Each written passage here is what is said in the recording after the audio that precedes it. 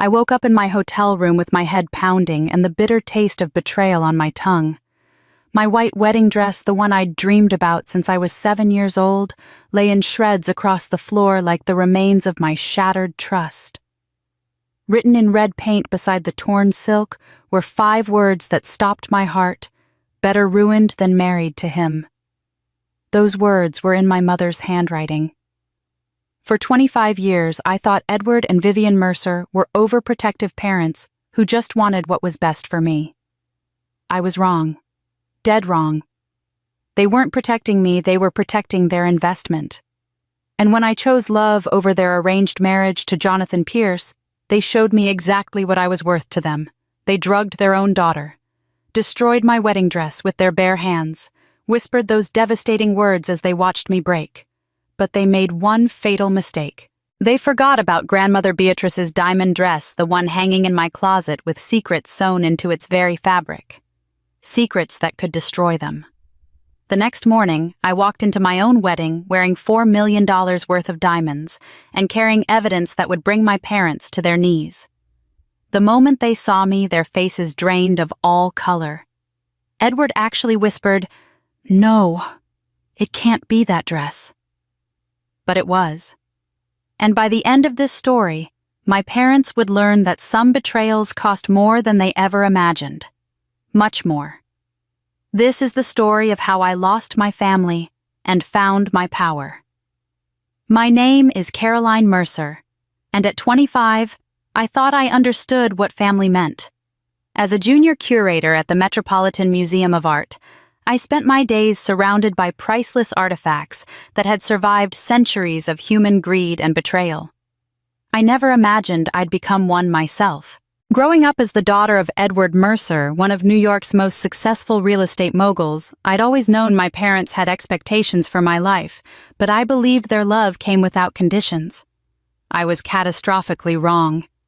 The pounding in my skull felt like a jackhammer against concrete as consciousness slowly dragged me back to the world. My mouth tasted like I'd been chewing on copper pennies mixed with something bitter and medicinal. The hotel room spun lazily around me as I tried to focus my vision, blinking repeatedly to clear the fog that seemed to cling to my thoughts like spiderwebs. What had happened to me? The last thing I remembered was sitting across from my parents at Le Bernardin, their faces unusually serious as they insisted we needed to have one final conversation before my wedding to Daniel tomorrow. "Caroline, sweetheart," my mother Vivian had said, her manicured fingers wrapped around her wine glass. "We just want what's best for you. This marriage to Daniel is happening so fast. Are you absolutely certain you've thought this through?" Her voice had carried that familiar tone of loving concern that I'd heard my entire life. But something about it felt different that night. Sharper, more calculating. My father Edward had nodded gravely, his steel-gray eyes fixed on mine with unusual intensity. "Your mother's right, Caroline. Marriage is a serious business decision, not just a romantic fantasy. We've arranged for Jonathan to join us for dessert. He's still very interested in pursuing a relationship with you, and frankly, he offers the kind of stability that Daniel simply cannot provide." I should have left the restaurant the moment Jonathan Pierce walked through the door with his predatory smile and his perfectly tailored suit that probably cost more than Daniel made in 3 months. Instead, I'd stayed foolishly believing I could convince my parents that love mattered more than stock portfolios and social connections. The wine my mother had ordered for me tasted slightly off, but I'd attributed it to nerves about the confrontation I knew was coming. Now, lying in my hotel bed with my head feeling like it had been stuffed with cotton, I realized that bitter aftertaste hadn't been nerves at all. They had drugged me. My own parents had drugged me. The room tilted dangerously as I forced myself to sit up, gripping the edge of the mattress to steady myself. Something white caught my peripheral vision, and I turned my head slowly, afraid any sudden movement might trigger another wave of nausea. What I saw made my blood turn to ice water in my veins. My wedding dress lay scattered across the hotel room floor like the remains of a beautiful bird that had been torn apart by predators. The ivory silk that I'd fallen in love with at first sight was now nothing more than shredded fabric cut and ripped with such vicious precision that whoever had done this had taken their time savoring each destructive slash. The delicate pearl buttons that had taken the seamstress hours to hand sew were scattered like tears across the carpet.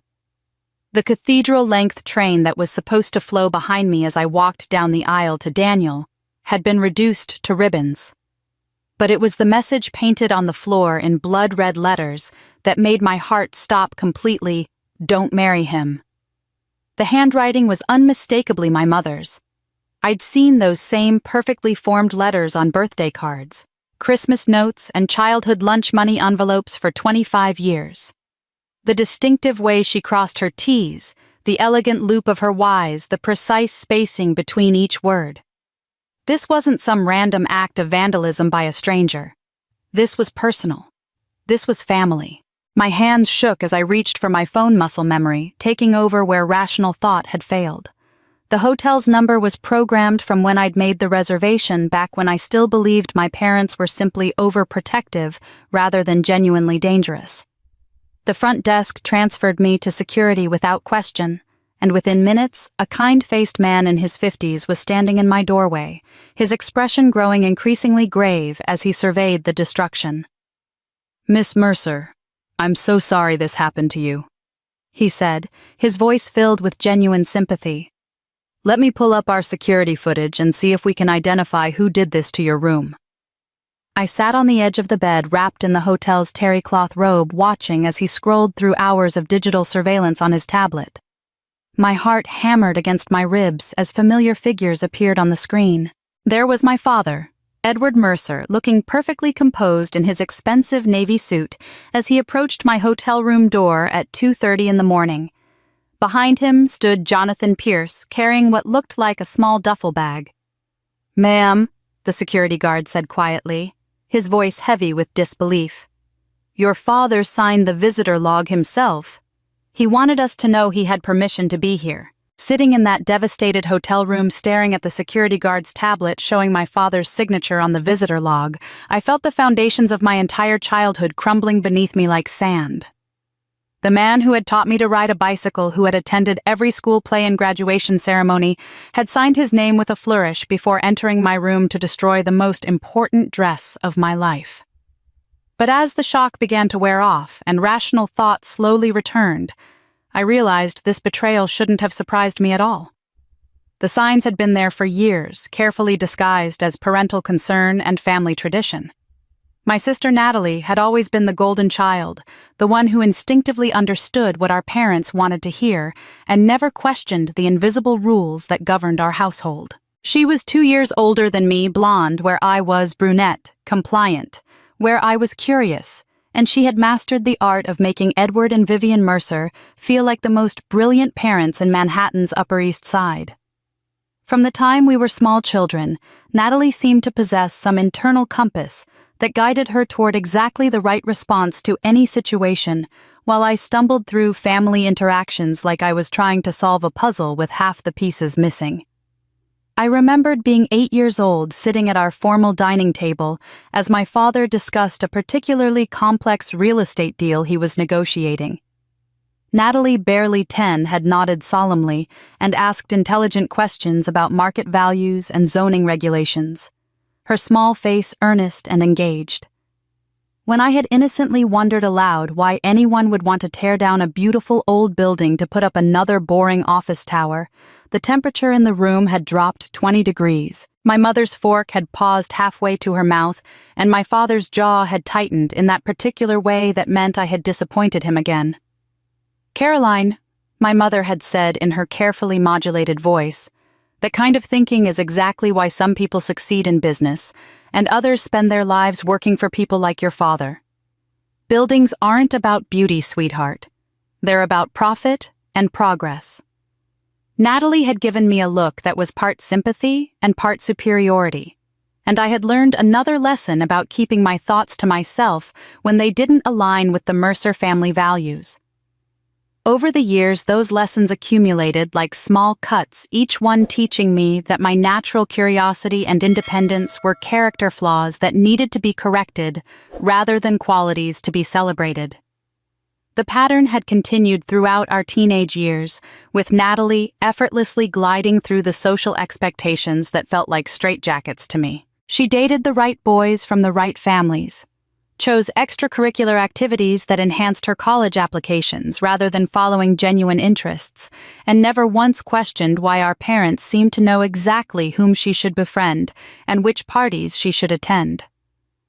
When I had tried to join the debate team instead of the country club tennis lessons my mother had arranged, the reaction had been swift and devastating. "Caroline, darling." My father had said, his voice carrying that tone of disappointed patience I knew so well. "You're being deliberately difficult again. We've invested considerable time and money in your tennis instruction, and abandoning it now for something as unmarketable as debate shows exactly the kind of poor judgment we're trying to help you overcome." My mother had nodded in agreement, adding, "Natalie would never be so ungrateful about the opportunities we provide. Perhaps you need to spend some time thinking about whether you want to continue being the kind of daughter who fights her parents' guidance at every turn." The punishment for my resistance had been weeks of cold politeness, withheld affection, and pointed comparisons to my sister's superior decision-making abilities. I had learned that love in the Mercer household was conditional, doled out as a reward for compliance and withdrawn as punishment for independence. Natalie had learned the same lesson, but had chosen to embrace it rather than fight it, earning her the kind of consistent parental approval that I craved, but could never seem to achieve. But it was the whispered conversations that should have warned me about what was truly happening in our family. Throughout my childhood and teenage years, I had occasionally walked into rooms where my parents were having intense, quiet discussions that stopped the moment they noticed my presence. These conversations always left them looking slightly guilty and overly bright, as if they were actors who had forgotten their lines and were improvising their way back into character. I had caught fragments over the years, references to protecting the family legacy and ensuring that both girls understand their obligations. Most disturbing were the repeated mentions of someone they referred to simply as V. Someone who apparently had strong opinions about how Edward and Vivian should handle their daughters' futures. The way they spoke about this mysterious V suggested both respect and fear, as if this person held some kind of authority over our family that even my powerful father couldn't challenge. V thinks we're being too lenient with Caroline's rebellious phase. I had heard my mother whisper to my father one evening when I was 17, standing just outside the library door where they thought they couldn't be overheard. "V is right," my father had replied grimly. "We need to maintain better control, or Caroline's independence could jeopardize everything we've worked to build. The plan only works if both girls fulfill their roles." Those whispered conversations about V helping them control me suddenly felt sinister, like they'd been planning my future since childhood. I remember leaving that evening's uneasy family gathering with a heaviness in my chest, the words about family legacy and whispered names like V still lingering in my ears. I needed air, something that felt untainted by schemes and parental expectations. And so when Grandma Beatrice suggested we attend the opening of her friend's art exhibition downtown, I agreed without hesitation. She always had a way of knowing when I needed to step away from the Mercer household's suffocating grip, as though she could read the storms gathering behind my practiced smile. The gallery smelled faintly of varnish and old wood, and the lighting seemed designed to invite reverence rather than awe. Soft pools illuminating canvases and sculptures collected across decades. Guests floated from piece to piece, their voices carrying the familiar notes of appraisal. I had grown up around questions about provenance valuations, whispered in a conspiratorial hush, speculation about how a piece might appreciate in the next 5 years. I braced myself for the usual chorus of greed disguised as culture, but then I noticed a young man standing alone in front of a centuries-old oil painting of a family gathered around a humble table. He wasn't discussing market value or asking whether the piece had been restored. Instead, He studied it with an intensity that seemed almost out of place amid the chatter of society regulars.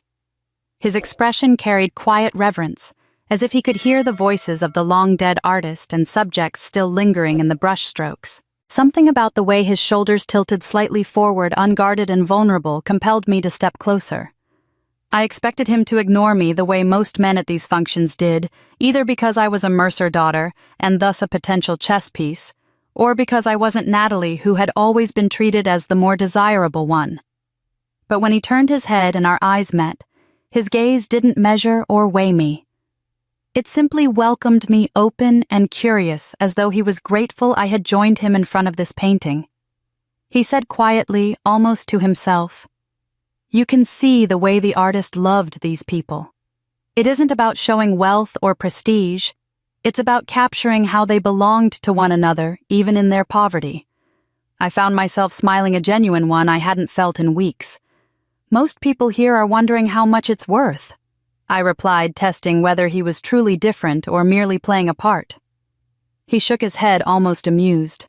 "If you're asking about worth, you've already missed the point." We lingered in front of that painting for several minutes, speaking in low tones about what we noticed: the child's worn shoes, the father's tired hands, the mother's serene smile despite the clear evidence of hardship. Each observation felt like peeling back a layer of meaning, and before I realized it, we had drifted away from art into pieces of ourselves.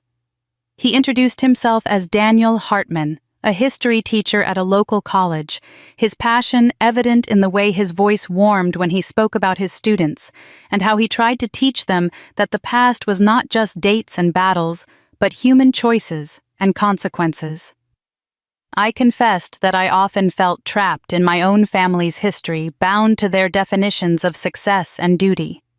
He didn't look shocked or dismissive. He simply nodded as though he understood the weight of inherited chains. We moved together through the gallery, our conversation deepening with every painting and sculpture we paused to examine. While others around us calculated potential investments, Daniel and I spoke about what it meant to live a life that felt real rather than curated. He told me he dreamed of owning a small house with a garden, a place where he could plant roots without needing to impress anyone. I admitted that I longed for mornings free of my parents' manipulative demands, where love wasn't a transaction measured in obedience and appearances. It felt daring to say it out loud, but Daniel's presence made honesty easier. At one point, he said something that struck a chord so profound, it left me silent for a beat. Family is supposed to be where loyalty comes naturally, not where it's traded like currency. If loyalty has to be bought, it isn't loyalty at all. I thought of Edward and Vivian, of their endless negotiations disguised as parenting, of the way they rewarded Natalie for compliance and punished me for independence. His words illuminated a truth I had long buried. My parents didn't want children, they wanted investments. With Daniel, the contrast was too stark to ignore. He valued people for who they were, not what they could yield. Beatrice watched us from across the room, her sharp eyes missing nothing. When she finally beckoned me to her side, I excused myself from Daniel reluctantly, though he smiled in a way that promised he wasn't going anywhere. Beatrice's hand was cool but firm as she led me toward a quieter corner beneath a marble bust. She didn't waste time with pleasantries. Her voice, low and deliberate, carried the weight of decades of knowing how my parents operated. "That young man is dangerous to them, Caroline. Do you see the way you glow around him? Do you hear how differently you speak when you're near him? Your parents will see it too, and they will not tolerate it." My instinct was to protest, to say she was exaggerating, but deep down I knew she was right. Edward and Vivian had already begun tightening their grip on my future, whispering about alliances and obligations, and here I was standing beside someone who embodied everything they feared: independence, authenticity, love without conditions. "They can't control who I care about," I said, though, even as the words left my mouth, I knew they sounded naive. Beatrice squeezed my hand. "Caroline, you underestimate how far your parents will go when they believe the family legacy is at stake. They've been shaping your life since you were a child, twisting your choices to fit their mold. If Daniel threatens their plans, they will do whatever it takes to remove him, whatever it takes." Her words settled over me like a chill seeping into my bones. I wanted to dismiss her warning as paranoia born of old grudges, but I had seen enough of Edward and Vivian's machinations to know she wasn't imagining shadows. The memory of overheard whispers about controlling me, the secrecy, the punishments for stepping out of line, those were real, not inventions. I looked back across the gallery where Daniel stood examining another painting with the same quiet reverence, unaware that forces larger than either of us were already aligning against him. Beatrice's voice softened, but the warning sharpened in its clarity. "You must be careful, my dear. Love can be the strongest shield, but it also paints the brightest target." I swallowed hard, torn between the rush of hope Daniel inspired and the dread curling in my stomach. Grandma Beatrice's warning about my parents felt like prophecy, but I never imagined they'd go as far as drugging their own daughter. When I left the gallery that night, Beatrice's warning about Daniel stayed with me, but it also stirred something deeper, like a door opening to memories I had kept tucked away. I remembered being much younger still, a teenager sitting beside her in the garden where the roses refused to bloom properly, no matter how carefully she trimmed them. That was where she first told me the truth about my parents in a voice so steady, it terrified me more than any outburst could have. She said Edward and Vivian never looked at me as a daughter the way parents should. To them, I was a business asset, a name on a ledger, a bargaining chip to be exchanged for influence or stability. They might wrap it in words like duty or family honor, but at the core, she told me they would trade away my happiness without a flicker of hesitation if it meant securing their wealth. At the time, I laughed nervously, trying to dismiss it as exaggeration. I clung to the belief that no parents could be so cold, but even then I could not deny the patterns I had lived with for years. Natalie was praised for compliance, for repeating their views like a well-trained student, while I was punished whenever I questioned decisions or voiced my own desires. If Natalie was the daughter they displayed like polished silver, I was the problem child they tried to bend into shape, and Beatrice had been the only one who admitted aloud what I had already begun to sense. There was another memory, even sharper, from the evening she called me into her study. The room was her sanctuary, lined with shelves of books and small artifacts collected during travels she rarely spoke about. She closed the door behind me and pulled out a long bundle wrapped in cloth. When she opened it, my breath caught. It was a dress, but not like any I had ever seen. Under the lamplight, it shimmered as though stitched with starlight itself. Tiny diamonds, hundreds of them, had been woven into the bodice and skirt in such a subtle design that at first glance it seemed merely an elegant gown. But when the light shifted, the gems glowed like constellations across the fabric. I whispered that it was beautiful, and she did not smile. Instead, she looked at me gravely and said, "This is not just a dress. It is a shield. Hidden inside its seams is something powerful, documents, records, truths that Edward and Vivian would never want revealed." She explained that she had concealed evidence of their darkest dealings within the dress, knowing a day would come when I would need protection against them. I remember feeling my knees weaken as she continued. She told me my parents had already begun arranging a marriage for me. Discussions whispered behind closed doors since I was 16. Men like Jonathan had been in their orbit for years, men chosen not for affection or character, but for their ability to secure alliances and wealth. She said they would present it as duty, as loyalty to the Mercer name, but at its heart, it was nothing more than a transaction, a sale in which I was the currency. I asked her why she was telling me then, why not expose them outright? Her eyes, lined with age and sorrow, met mine steadily. "Timing," she said. "Evidence revealed at the wrong moment can be dismissed, buried, or turned against the one who wields it. But when the time is right, this dress will be your armor. Until then, you must keep it secret, even from yourself." The weight of that evening has never left me. I can still feel the cool texture of the gems beneath my fingertips, and the way her words settled into my chest like stones. At 16, I wanted to believe there was some misunderstanding that my parents, for all their flaws, would never barter away my life. But the years since then proved her right again and again. Every decision they made about me was tied to money, reputation, or leverage, Their affection was conditional, their approval purchased with obedience, and every act of independence I dared to show was met with punishment or calculated coldness. Now, as I sat alone after meeting Daniel, those memories resurfaced with terrible clarity. He represented everything my grandmother had warned me about.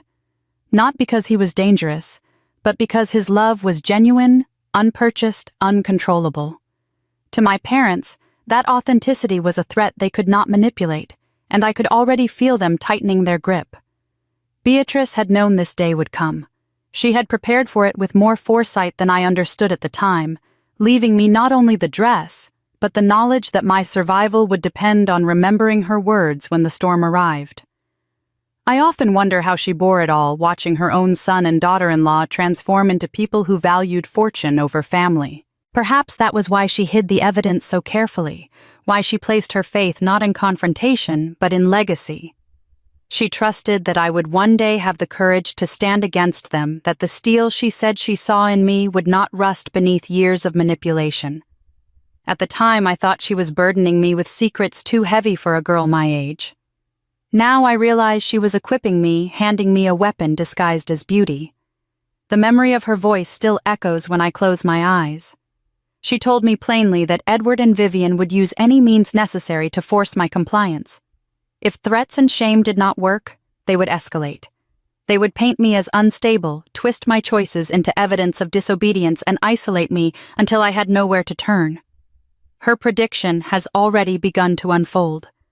Every step closer I take toward a life of my own choosing, every glance I share with Daniel, only sharpens their resolve to bring me back under control. That night, I opened the trunk at the foot of my bed where the dress lay hidden beneath layers of protective cloth.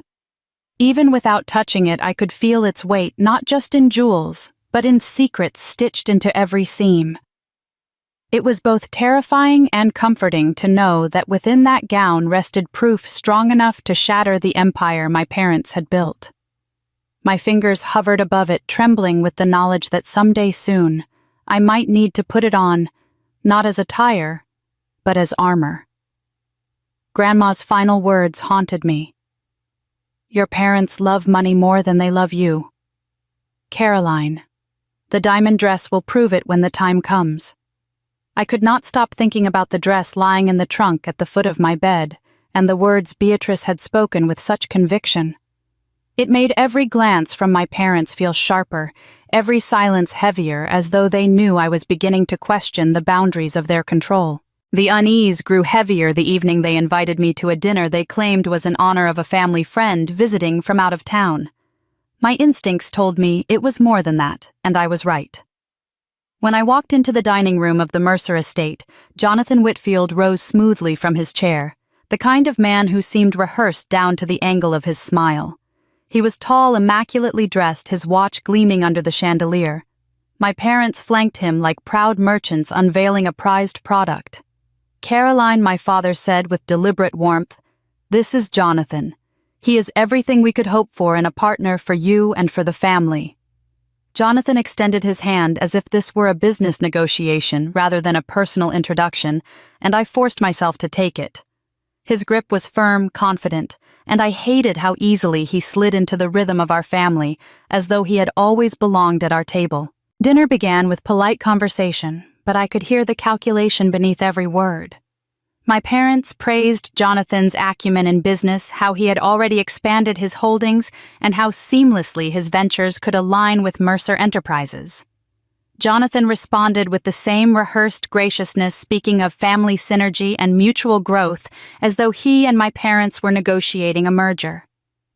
I sat silently, my fork idle against my plate, while they discussed me in the third person, even as I sat between them.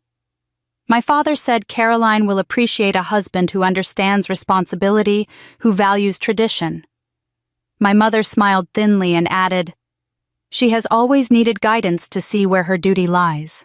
I clenched my jaw, but said nothing, unwilling to give them the satisfaction of a reaction. It became clear during the second course that this dinner was not a casual introduction, but the unveiling of a plan that had been months, maybe years in the making. My parents and Jonathan spoke openly about financial terms, how assets could be structured once the marriage was completed, which properties would remain in the Mercer name, and which could be transferred to joint ownership. They did not bother lowering their voices when I excused myself briefly, stepping into the hallway to breathe. From there, concealed by the edge of the doorframe, I heard Jonathan's tone shift lower and more strategic. "She seems resistant," he said. "How do you plan to handle that?" My father's answer was cold. "Caroline has always been emotional. She will learn. If she does not, we have ways of reminding her what she owes this family." My mother chuckled softly, the sound slicing into me. "She will comply. She always does eventually. Once the assets are secured, there will be no going back." I stood frozen, my stomach twisting, my fingernails pressing into the wood of the doorway. They were dividing my life as though I were nothing but a ledger to be balanced, a resource to be allocated. My feelings, my choices, even my love for Daniel, none of it mattered. They had already decided, and Jonathan was a willing accomplice. I returned to the table before they noticed my absence, my face carefully composed, though inside I trembled. Jonathan greeted me with a smile that revealed nothing but self-assurance, as if he knew victory was inevitable. When dessert was served, my mother turned to me directly for the first time all evening. Her voice carried the softness she used when dressing cruelty as care. "Caroline, you must understand that Jonathan is a man who comprehends family obligations. He values stability, loyalty, and the preservation of legacy. He is not like Daniel, who has nothing to offer but ideals that crumble under the weight of reality. Jonathan will give you the life you need, whether you realize it now or not." I met her gaze, searching for any trace of maternal warmth, but all I saw was calculation. "You expect me to accept this without a say?" I asked quietly. She leaned closer, her perfume cloying her eyes, unyielding. "We expect you to do your duty. That is what is required. Personal feelings fade, but duty endures. You will thank us one day." The rest of the evening passed in a blur, voices blending into the clatter of silverware and the steady thud of my own heartbeat. I barely tasted the food, barely registered Jonathan's compliments about the wine, or my father's boasts about future ventures. I felt like a spectator at my own sentencing, trapped at a table where my future was being carved apart like the roast before us. I thought of Daniel's gentle certainty, of the way he looked at a painting and saw humanity rather than profit, and I realized with sickening clarity that my parents would stop at nothing to erase him from my life. When at last the dinner ended, Jonathan departed with the easy confidence of a man who believed the deal was already sealed. My parents watched him go with satisfaction glinting in their eyes, then turned to me with the expectation of gratitude. I excused myself, retreating upstairs, each step heavier than the last. In the quiet of my room, I sat on the edge of my bed, hands trembling, trying to process the betrayal. Hearing my own mother discuss selling me like property to Jonathan made me realize my parents had never seen me as their daughter, just as their most valuable asset. The memory of that dinner with Jonathan still burned in my mind, the way my parents had spoken of me like a contract waiting to be signed. I knew that if I stayed silent, they would carry me along like a pawn across their chessboard, and soon it would be too late. So when the next family gathering was arranged at the estate, I made a choice. I dressed with intention, not in the subdued tones my mother preferred, but in a color that reminded me of the freedom I tasted with Daniel, something vivid that could not be ignored. The dining room was lit too brightly, the chandelier's crystals scattering light across silverware and crystal glasses, but nothing could disguise the tension pulsing beneath the surface. Jonathan was present again, seated as though he already belonged to the family, his hand resting casually on the arm of the chair my parents had placed beside mine. My father presided at the head of the table, his posture commanding, while my mother fluttered between hostess and strategist, her smile too wide, her eyes darting between me and Jonathan. The courses were served with precision, the staff moving silently, but I hardly tasted a bite. My chest tightened with each toast, each compliment directed at Jonathan's integrity and business acumen, as though the dinner were a rehearsal for a press release announcing our union. I caught Natalie watching me from across the table, her expression unreadable, perhaps curious to see if I would bow to the inevitable, as she often did. Jonathan leaned slightly toward me during the main course, his voice low, his words calculated. "Your parents have such faith in us. I think we'll make a remarkable team." I looked at him, my jaw stiff. "I am not a business venture," I replied quietly. He smiled as though I had made a charming joke, then turned his attention back to my father, seamlessly continuing their conversation about potential partnerships. It was during dessert that the moment came. Jonathan rose from his chair with a practiced ease, the room falling into a hush as he lifted his glass. He turned to me, his smile confident, and began speaking of loyalty, of the honor of joining two respected families, of the bright future that awaited us. Then, before the assembled relatives and associates, he knelt and presented a ring that glittered under the chandelier's glare. My mother gasped theatrically, her hand clutching her chest, while my father's approving nod gave the entire charade the weight of inevitability. All eyes turned to me, expectation pressing down like a heavy cloak. I rose slowly, my chair scraping against the polished floor, my pulse hammering. For a moment I considered the silence that would make this easier for everyone, the compliance that would earn me peace in the short term. But then Daniel's face came to mind, the quiet strength in his eyes, the sincerity that no arrangement could replicate, and I knew I could not betray myself. My voice shook only at the beginning.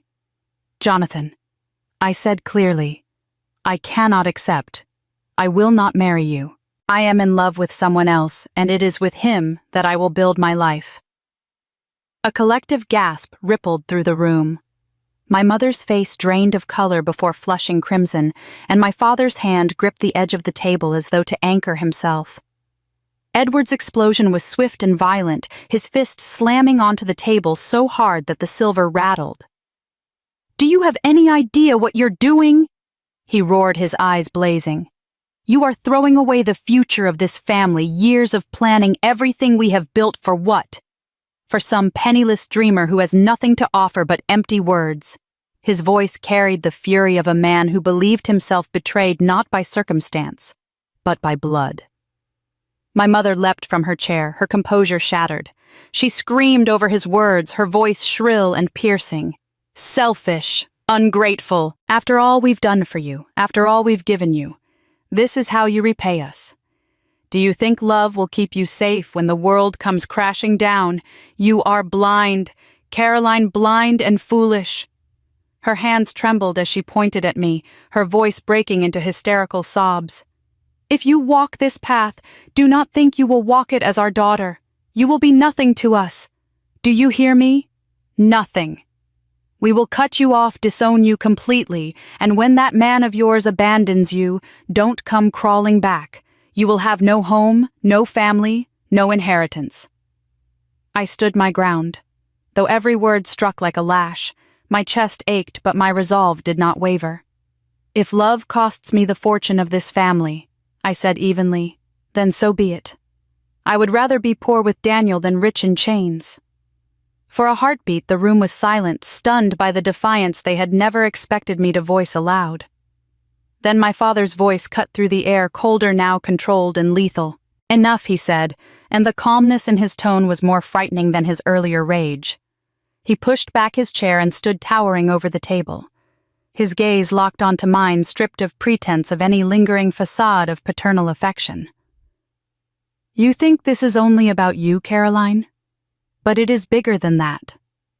We have already signed preliminary agreements with Jonathan. Business contracts, partnerships, investments tied directly to this marriage. Your refusal doesn't just insult us, it costs this family millions in opportunities, in alliances, in reputation. Do you understand what you are destroying?" My throat tightened, but I managed to answer. "I understand that my life is not a bargaining chip." His eyes narrowed, his jaw set like stone. He leaned slightly forward, his voice dropping to a chilling whisper that carried more threat than any shout. "You will regret this rebellion. Every choice has a price, and you have no idea how high this one will be." The relatives sat in stunned silence, Jonathan still kneeling awkwardly with the ring clutched in his hand, his confident mask faltering.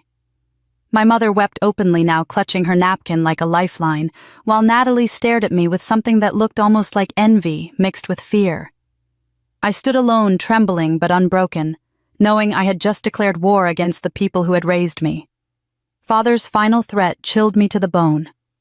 "Caroline, we've invested too much in this arrangement to let your childish fantasies about love destroy everything we've built."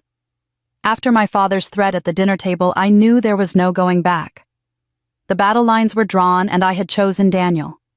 We decided quietly, almost defiantly, that we would plan our wedding in secret, away from the calculating eyes of my parents. For the first time in weeks, I felt a flicker of hope as we sat together in his small apartment, sketching out plans with excitement that belonged entirely to us. We whispered about flowers and music, and dreamed of a ceremony that celebrated love rather than legacy. But almost as soon as we began, obstacles rose like storm clouds. Every vendor we contacted seemed enthusiastic at first, only to call days later with apologies that they could no longer accommodate us. One florist confessed in hushed tones that my mother had appeared at her shop promising legal trouble if she dared provide arrangements for our wedding. A venue manager avoided my eyes as he explained that Edward Mercer had already paid him a visit, warning him that hosting our wedding would ruin his reputation in the city's elite circles. Each cancellation felt like a shadow moving closer, reminding me that secrecy was an illusion. Somehow my parents always knew exactly what we were planning. Daniel tried to reassure me, insisting we would find another way, but the frustration gnawed at him. His shoulders, usually relaxed, grew tense, his laughter rarer. When he returned home one afternoon with a pale face and a tight jaw, I knew something had happened. He told me his department head had called him in and informed him that his teaching position was being terminated effective immediately. No explanation, just vague remarks about budget constraints and concerns raised by reputable community members. I did not need to ask who those members were. My father's reach into business and education ran deep, and the timing was too precise to be coincidence. Daniel's voice shook as he spoke, not with fear for himself, but with shame that I had been dragged into this. He hated feeling powerless, hated that my parents had stripped him of the work he loved, but all I could think was how far they were willing to go. It wasn't enough to control me. They had to dismantle him piece by piece until he no longer felt worthy of standing beside me. My mother played her role in equal measure, weaving lies through her social circle with the same skill she once used to host charity galas. I overheard whispers at a gallery opening, women lowering their voices as they speculated about Daniel. They said he was a fortune hunter, a manipulator who had spotted an easy target in the Mercer daughter desperate for affection. Vivian had painted me as naive, innocent, incapable of seeing that I was being used. The venom of her narrative was that it sounded believable to those who wanted to believe it. People I had known for years began treating me with thinly veiled pity. Their smiles strained, their conversations stilted. My world shrank, as reputations that once gave me comfort now turned to daggers aimed at Daniel. And then Jonathan returned, not as a rejected suitor licking his wounds, but as a collaborator in my parents' campaign. He had money connections and a vindictive streak sharpened by my refusal. With my parents' blessing, he set about making Daniel's life unbearable. It began with small things, the sense of being watched as we walked down the street, the same car idling too long outside his apartment. Then came the men in plain clothes asking questions at his workplace, questions that always circled back to me to whether Daniel intended to profit from marrying into the Mercer family. We laughed it off at first, trying to reclaim some semblance of normalcy, but laughter died quickly when the harassment grew relentless. Daniel's landlord eventually called him in his face, twisted with guilt. He told Daniel he had no choice but to terminate the lease, though rent had always been paid on time. The reason he admitted was financial pressure he could not resist. "Your father-in-law paid me triple rent to evict you," he said, unable to meet Daniel's eyes. When Daniel told me, his voice carried both anger and despair, and in that moment the truth slammed into me with terrifying clarity. My parents would stop at nothing. They would ruin reputations, steal livelihoods, and dismantle the life of the man I loved, simply to maintain their control. When Daniel's landlord apologetically admitted, "Your father-in-law paid me triple rent to evict him," I realized my parents would destroy anyone I loved to maintain control. After Daniel was forced from his apartment, I felt the ground beneath me slipping away. Every corner of our lives seemed invaded, every attempt at joy poisoned by my parents' reach. It was in that atmosphere of suffocating tension that they extended one last invitation delivered with voices smooth as silk and eyes sharp as knives. They insisted we meet for a final family dinner, their words carrying the pretense of reconciliation. Against my instincts, I agreed not because I believed them, but because a part of me still clung to the faintest hope that reason might prevail. I wanted to believe that somewhere behind their cruelty lingered the parents I had longed for as a child. The restaurant was private, one of my father's favored establishments, where the staff deferred to him as though he owned the very walls. The table was set for 4, gleaming with crystal and silver polished to perfection. Jonathan sat at my mother's right hand, as though he had already replaced me as her chosen companion, while my father presided with his usual gravity. From the moment I arrived, I felt the trap closing. Their smiles were too fixed, their gestures too orchestrated like actors in a play rehearsed for my benefit. Conversation began politely with talk of family legacy and shared futures, but beneath the surface lay an undercurrent of pressure I could not ignore. My father spoke of compromise, of how surely I could see the wisdom of a union that secured not only wealth, but stability. My mother leaned close, her voice laced with practiced concern, telling me that love fades, but obligations endure, and that in time I would thank them. I barely touched the food, my appetite smothered by dread. When dessert was served, my mother herself poured me a glass of wine. Her hand was steady, her eyes meeting mine with the kind of intensity that demanded trust. She raised her glass first, smiling with false warmth, and I felt compelled to follow. The wine was rich, heavy on the tongue, and I forced it down though my body recoiled. Within minutes, the edges of the room blurred. My limbs grew heavy, my thoughts sluggish as though a fog had seeped into my blood. I remembered Jonathan's face, his smile curving with satisfaction and my mother's hand brushing mine in a gesture meant to soothe, but that felt like ownership. Then the world tilted sideways and went black. When I awoke, the room was unfamiliar. I blinked against the haze clouding my mind and realized I was back in my hotel suite. At first, I thought I had dreamed it all, but then I saw the state of the room. My wedding dress lay in shreds across the floor, pieces of satin scattered like the aftermath of violence. Across the wall, scrawled in thick red paint, were words that made my blood run cold. "Don't marry him." The handwriting was unmistakable. My mother's loops and slants were carved into every letter, a signature of betrayal. I stumbled to the mirror, gripping the edge of the dresser for balance, my reflection pale and drawn. My head pounded as fragments of memory pieced themselves together. I fumbled for the phone, dialing the front desk, demanding to know how anyone had entered my room. The security guard's voice on the other end was hesitant, almost apologetic. He explained that my father had signed the visitor log himself, presenting his emergency contact status as justification. He had told them he needed to check on me for my own safety. They had let him in without question. I sank onto the bed, the shredded fabric cutting into my skin as I pressed my hands to my face.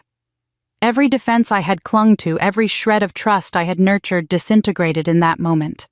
My parents had not simply disapproved or interfered. They had drugged me, violated my space, desecrated the very symbol of the future I had chosen for myself. The phone rang shrill and sharp in the silence.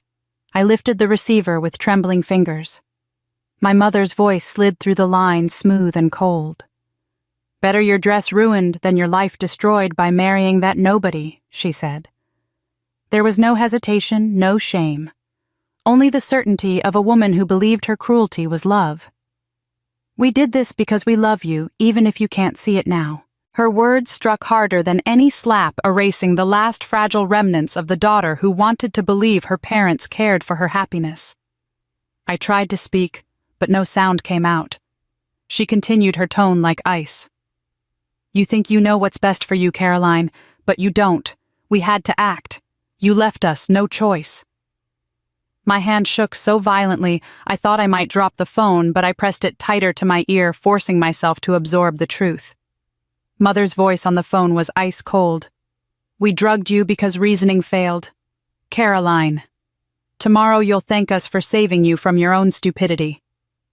I sat on the bed, staring at the receiver, long after my mother's voice had gone silent, the words echoing in my skull like a cruel refrain. They had drugged me, destroyed my dress, invaded my room, and still spoke of it as though it were an act of love. The betrayal had hollowed something inside me, but as the shock began to dull, questions rose to fill the space. I could not shake the feeling that my parents were being driven by more than greed alone. Their desperation felt orchestrated, their certainty too rehearsed. When I confided these doubts to Harold Klein, the family's old attorney who had always shown me quiet kindness, he gave me a long look before speaking. "Caroline," he said, "your parents have not been acting on their own. They've been listening to someone else. A woman named Vivian." The name hit me like a faint echo of memory. Vivian. I had heard it whispered years ago when I was still a child, always in hushed tones when Beatrice entered the room. She had been my grandmother's partner in business, sharp-witted and ambitious, until something fractured their alliance. Beatrice never spoke of her directly, only warning me once that some people mistake power for legacy and will destroy both in the pursuit of it. I never thought that shadow from my grandmother's past would find its way into my present, but now it was clear. I pressed Harold for details, and he admitted he had long suspected Vivian's influence. My parents had begun consulting her under the guise of financial advice months earlier, believing her to be a trusted veteran of Beatrice's old circle. She had flattered them, confirmed their worst fears, and promised them a future of prosperity if only they followed her counsel. It was Vivian, not Edward or Vivian, who had first raised the idea that my independence was a threat to the family. She had told them that a daughter who thought for herself could ruin everything they had worked to preserve, that Daniel represented a danger not because of who he was, but because of what he inspired in me. Independence. Defiance. Love without transaction. The more I learned, the clearer the pattern became. For months, Vivian had been whispering poison into their ears, twisting every act of mine into evidence of recklessness. If I pushed back against their plans, she called it rebellion. If I stood by Daniel, she called it naivete. Slowly, she had painted me as the weak link, the liability, the daughter who must be corrected before she brought ruin to the Mercer name. My parents had always been vulnerable to manipulation, desperate for affirmation from anyone who promised them wealth and standing, and Vivian had offered both in exchange for their obedience. I needed proof, not just suspicions, and Harold helped me dig. What we uncovered over the following days made my stomach turn. Jonathan's luxurious lifestyle, which I had once assumed was funded by his own ventures, had in fact been sustained by a steady stream of money originating from accounts connected to Vivian. Business trips, new offices, expensive gifts, all of it traced back to her.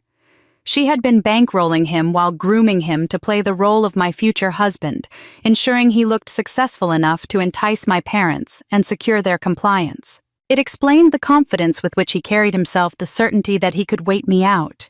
He was not standing alone. He was a puppet, and Vivian held the strings.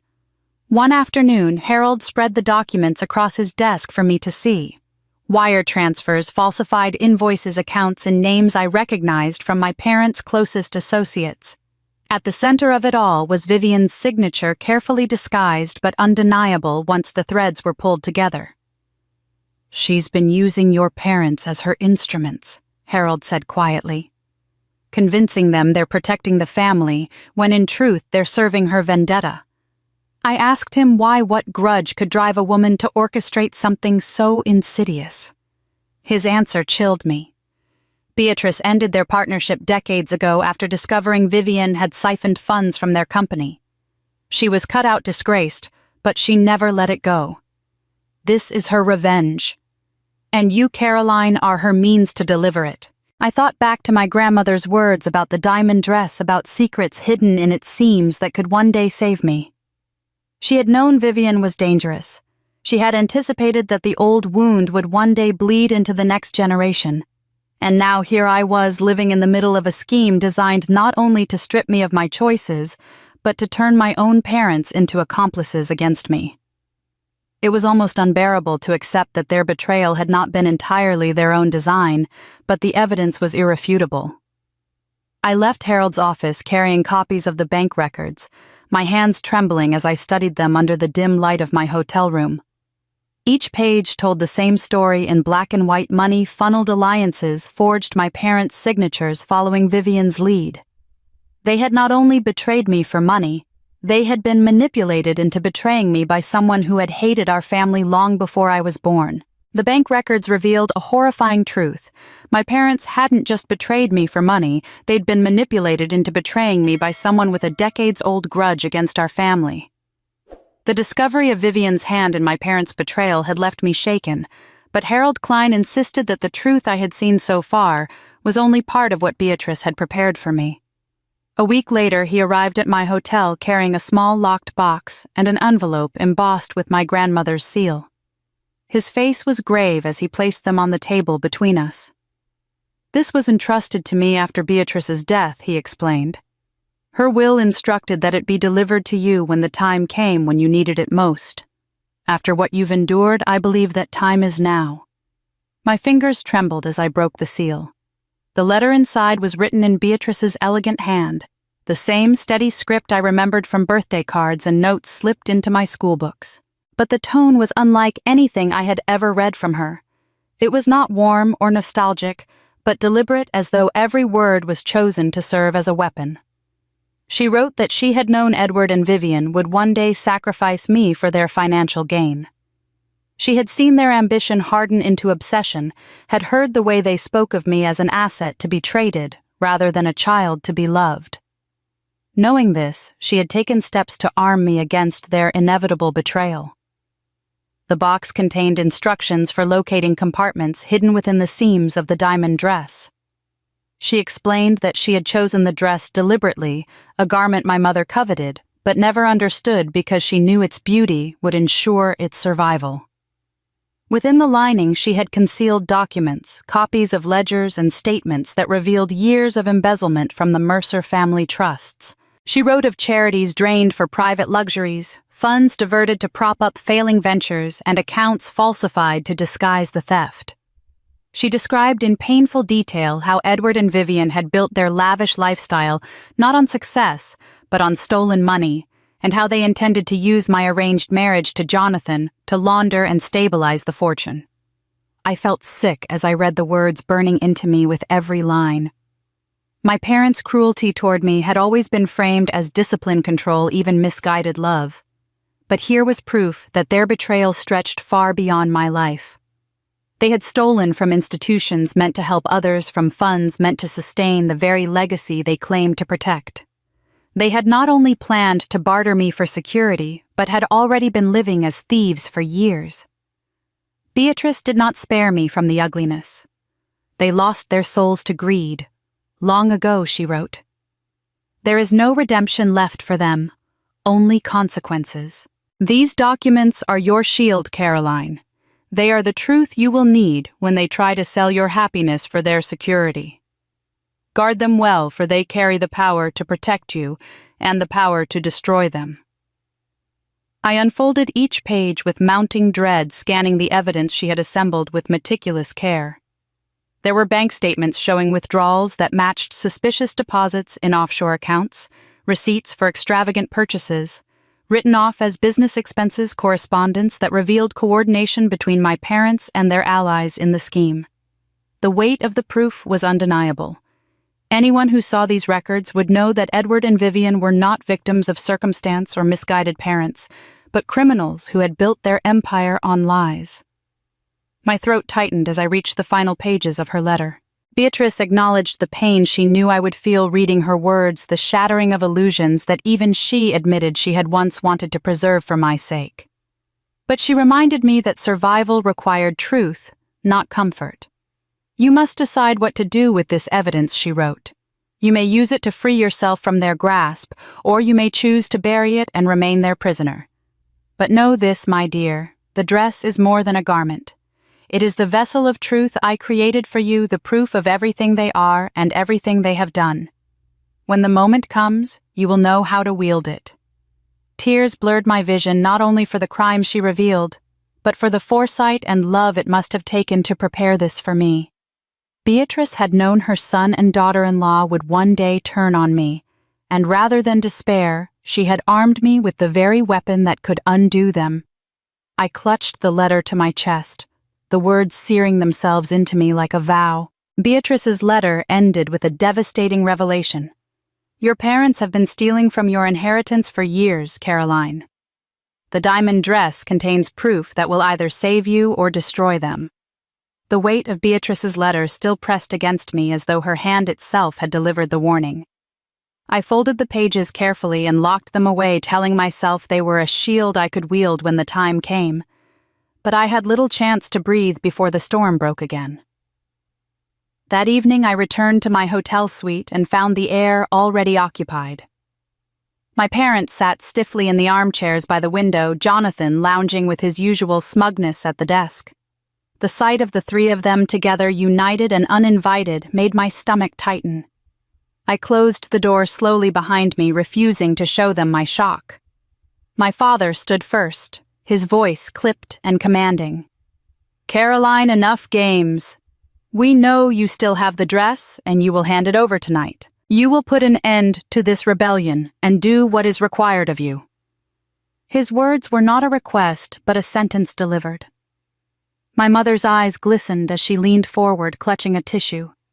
Her face painted with a sorrow that would have moved anyone who did not know her as I did. "We didn't want to come to this," she said, her tone trembling. "But you've left us no choice. We've made commitments Caroline promises to Jonathan's partners. Do you understand men who have invested money and reputation based on the union we told them was certain? If you refuse, those agreements collapse. The family will face financial ruin and worse criminal charges. We'll all go down together." I stared at her, unable to reconcile the tears sliding down her cheeks with the cruelty of her words. She was not weeping for me, not even for herself, but for the empire she feared would crumble without selling me to secure it. Jonathan rose, then straightening his tie with deliberate ease. "They're right, Caroline. You've been reckless, but this can be salvaged if you accept what is inevitable. You marry me, the family survives, and this embarrassing chapter disappears." His confidence was unbearable, as though he believed he had already won. I turned to my father, hoping for even a flicker of humanity, but his expression was carved from stone. He stepped closer, lowering his voice, and what he said next drove the air from my lungs. "Daniel has already been taken care of. He was arrested this afternoon on charges of stalking and harassment. The evidence is in place, the witnesses ready. He will remain behind bars until you do the right thing." My body went cold, my heart hammering so violently I thought it might break free from my chest. I whispered that it wasn't possible, that Daniel would never be capable of such things, but Jonathan only smirked, and my father's eyes narrowed. Vivian dabbed at her eyes and pressed on her voice, rising with urgency. "Think of what you're doing to us. Think of your sister, of the family name. This isn't just about you anymore. You can't sacrifice everyone for some childish fantasy of love. We raised you better than this." Her plea might have sounded maternal to anyone else, but to me it was just another blade slipped between my ribs. I demanded to know if they had truly fabricated charges against Daniel, praying it was a bluff. My father's silence was worse than an answer. The way he held my gaze unblinking was confirmation enough. Rage flared in me, but it was crushed by a wave of helplessness. They had not only poisoned my reputation and destroyed my trust, but now they had caged the man I loved, using him as leverage to bind me to their scheme. I felt the walls of the suite closing in their voices, weaving together into a net meant to ensnare me until I could no longer distinguish one threat from another. I clenched my fists to keep them from trembling, forcing myself to stand tall though my knees wanted to give way. The dress in the locked trunk felt heavier than ever, a secret they suspected, but did not yet know how to reach. I thought of Beatrice's words of her faith, that I would know how to wield the truth when the moment arrived, and clung to that as my only anchor. But in that room facing the three of them, I could not yet reveal what I held. My parents' desperation had reached its peak, and they were prepared to destroy Daniel completely if I defied them. Edward's voice cut through the chaos, sharp and final. He stepped so close I could see the pulse in his temple, his tone a low growl. "Choose now, Caroline. Marry Jonathan, and Daniel goes free, or continue this rebellion and watch the man you love rot in prison." The threat my father had delivered still echoed in my mind when Natalie came to me. I had expected her to side fully with them as she always had, slipping easily into the role of the dutiful daughter while I was cast as the rebellious one. So when she appeared at my hotel suite late one evening, her face pale and her hands fidgeting with the strap of her purse, I felt both suspicion and dread. She asked if she could come in, her voice low, almost ashamed. I let her, though every instinct told me I was inviting in more pain. She stood in the center of the room, glancing around as though she feared our parents had hidden eyes in the corners, and then she blurted out the words that made my breath catch. "I knew," she said, her voice cracking. "I knew they were going to drug you that night." My chest tightened, rage and sorrow warring inside me. I demanded to know how she could possibly stay silent, how she could let me walk into that trap without lifting a finger. She twisted her hands together, tears pooling in her eyes. "They told me it was for your own good, that you were blinded by love, that Daniel was dangerous to the family, and that the only way to protect you was to make you see reason." I wanted to believe them. I've spent my whole life wanting to believe them. She sank into a chair, her composure unraveling. "They promised me everything I thought I'd never have. They said if I supported them, if I stayed quiet, I would inherit the business. For once, I wouldn't be the forgotten daughter. I would be the one who mattered." Her words cut me in ways my parents' cruelty never had, because they carried the weight of sisterhood twisted by jealousy and desperation. I remembered the endless comparisons, the way my successes were dismissed while hers were magnified, and how even then she seemed to crave more. She admitted that when our parents laid out their plan to secure my marriage to Jonathan, she felt a twisted satisfaction. For once, she would not be the one overlooked. For once, she would be rewarded for loyalty. I told myself it was just a sleeping pill, she whispered. That it wasn't really harming you, that you would wake up and finally see sense. I wanted to believe that. But when I saw you unconscious, when I realized they had ripped apart your dress and written that message like some horror story, I couldn't lie to myself anymore. Her voice broke then, and she buried her face in her hands. I wanted to lash out, to tell her she was complicit, that her silence had made her part of their cruelty. Yet as I watched her trembling and undone, I also saw something unfamiliar in her shame. Real raw shame. She confessed that since that night she had begun to keep records. Every conversation, every underhanded deal, every threat, they were all written down, some even recorded secretly. She said she didn't know what she would do with them, only that she needed something to protect herself if our parents ever turned their wrath toward her. "I've seen how far they're willing to go," she said, her eyes searching mine, "and I'm starting to realize that if they can do it to you, they can do it to me too." The words settled heavily between us. I realized then that Natalie was both victim and accomplice, caught in the same web but bound by different strands. Her jealousy had made her pliable, her longing for approval their perfect weapon. But she was also beginning to see what I had long known, that Edward and Vivian cared for nothing and no one beyond their own power. She reached for my hand tentatively, her grip weak but sincere. "I don't expect forgiveness," she murmured. "I just couldn't keep carrying it alone. I thought I wanted everything you had, but now I see what it cost you. And I can't live like this anymore." I looked at her, my heart torn. She was my sister, the girl I had shared a childhood with, the only other person who knew the intricacies of our parents' household. And yet she had stood by while they poisoned me, tempted by the hollow promise of recognition. The betrayal and the confession twisted together inside me until I could no longer separate them. My voice shook as I told her that the damage was done, that her silence had nearly broken me, but that I understood the hunger she had felt. It was the same hunger I had once carried, the need for our parents to see me, to value me. We had both been children, starving at the same table, one fed with false praise, the other left with scraps of scorn. Natalie's tears fell silently as she whispered the words that will forever echo in my memory. "Caroline, I wanted what you had so badly that I helped them drug you. And now I can't live with what we've become." The night of Natalie's confession left me shaken but also strangely fortified. If even she who had once reveled in their approval could see the monstrosity of what our parents had become, then I was no longer just a rebellious daughter fighting shadows. I was someone carrying the weight of truth, and I knew the moment had arrived to wield it. When the day of my wedding finally came, I stood before the mirror in my suite, my hands smoothing over the gown that shimmered like liquid starlight. The diamond dress was no longer just fabric and jewels. It was armor, the vessel of my grandmother's foresight, and the vault for the evidence of every crime Edward and Vivian had committed.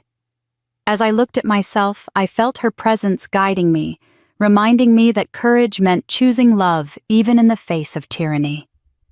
When I walked into the chapel, the air seemed to shift. Conversations hushed, eyes turned, and gasps broke the silence like fragile glass shattering. The diamonds embedded in the gown caught the light and cast fragments across the walls, each glimmer like a shard of truth slicing through the carefully cultivated illusions my parents had spun. I caught the flicker of horror in my father's eyes, the tremor in my mother's lips as recognition dawned. They knew what this dress meant. They knew what was hidden in its seams. And in that moment, the control they had so carefully guarded began to unravel. Daniel stood at the altar, waiting, his face filled not with fear, but with love so steady it anchored me. I took each step with deliberate calm, though my heart raced with the weight of what I carried. Guests leaned toward one another, whispering, confusion rippling through the room.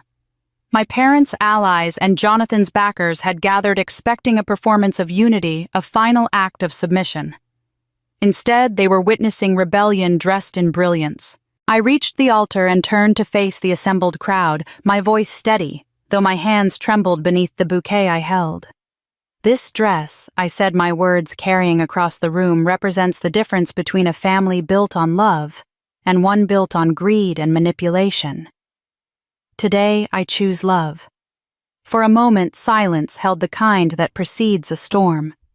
Then a murmur spread, shocked voices rising, the sound of reputations cracking as the truth hinted its presence in every sparkling seam of the gown.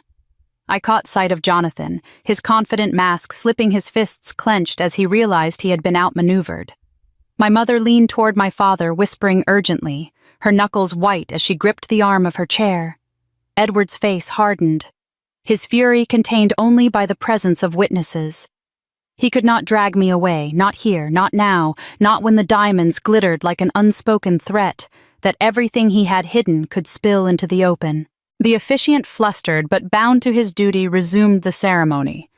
I felt Daniel's hand slip into mine, warm and reassuring, and together we spoke our vows. My voice did not falter.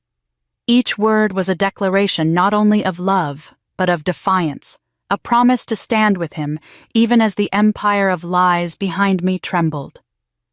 Daniel's vow was simple and unadorned, but the sincerity in his tone made my eyes sting with tears. He did not see me as an asset, a contract, or a pawn. He saw me as Caroline, and in his eyes I finally felt like more than the sum of my parents' schemes. As the ceremony reached its crescendo, I lifted my gaze toward my parents. My mother's hands trembled against her lap, her eyes wide with panic. My father's jaw was set, his expression carved from ice, But beneath the stoicism, I saw the glint of fear. They could not tear the dress from me without tearing away their own last veil of respectability. They could not stop the vows without revealing the depths of their desperation. They were trapped just as they had always sought to trap me. When the officiant pronounced us husband and wife, the room erupted in applause, though beneath the cheers lingered a tension thick as storm clouds. I turned to Daniel, and as our lips met, the world seemed to hold its breath. But I did not look only at him. Out of the corner of my eye, I saw Edward and Vivian frozen their faces, pale, their future crumbling before them. The terror in their eyes was unmistakable, a silent acknowledgement that the daughter they had tried to break now carried both the evidence of their corruption and the strength to reveal it. As I kissed Daniel, I could see the terror in my parents' eyes as they realized their greatest fear had come true. I had both the evidence and the courage to destroy them. The applause from our wedding still echoed in my memory like a hymn of defiance, but the days that followed unfolded with surprising calm. Daniel and I settled into a rhythm that felt almost ordinary, almost safe. We spent our mornings sharing coffee on the balcony of our modest apartment, the sunlight spilling across the table as though blessing our union. For the first time in years, I felt free to laugh without weighing the cost. We walked hand in hand through the park, spoke about the future with unguarded optimism, and even began to dream of a home where the past would not reach us. For a fleeting span of weeks, I allowed myself to believe the storm had passed. My parents remained silent, offering no new schemes or confrontations. Invitations to their house stopped arriving, their names disappeared from my phone, and for the first time their absence felt like a gift. Yet beneath that silence, unease stirred. Silence had never been Edward and Vivian's way. They thrived on control, and surrender was not in their nature. It was Daniel who first noticed the subtle signs. He read the financial pages with the same attentiveness he brought to his history lectures, and one evening he pointed out unusual movements tied to Mercer Holdings. "They're selling off assets," he said, tracing the columns with his finger, "transferring money overseas. These aren't the actions of people who've accepted defeat." I felt a cold shiver run through me as I considered what it meant. They were preparing for flight, preparing for the possibility that I might expose the truth locked within the seams of my dress. Rather than face justice, they would run, taking with them whatever pieces of the fortune they could salvage. Still in public, they played the part of dignified parents maintaining dignity after a family rift.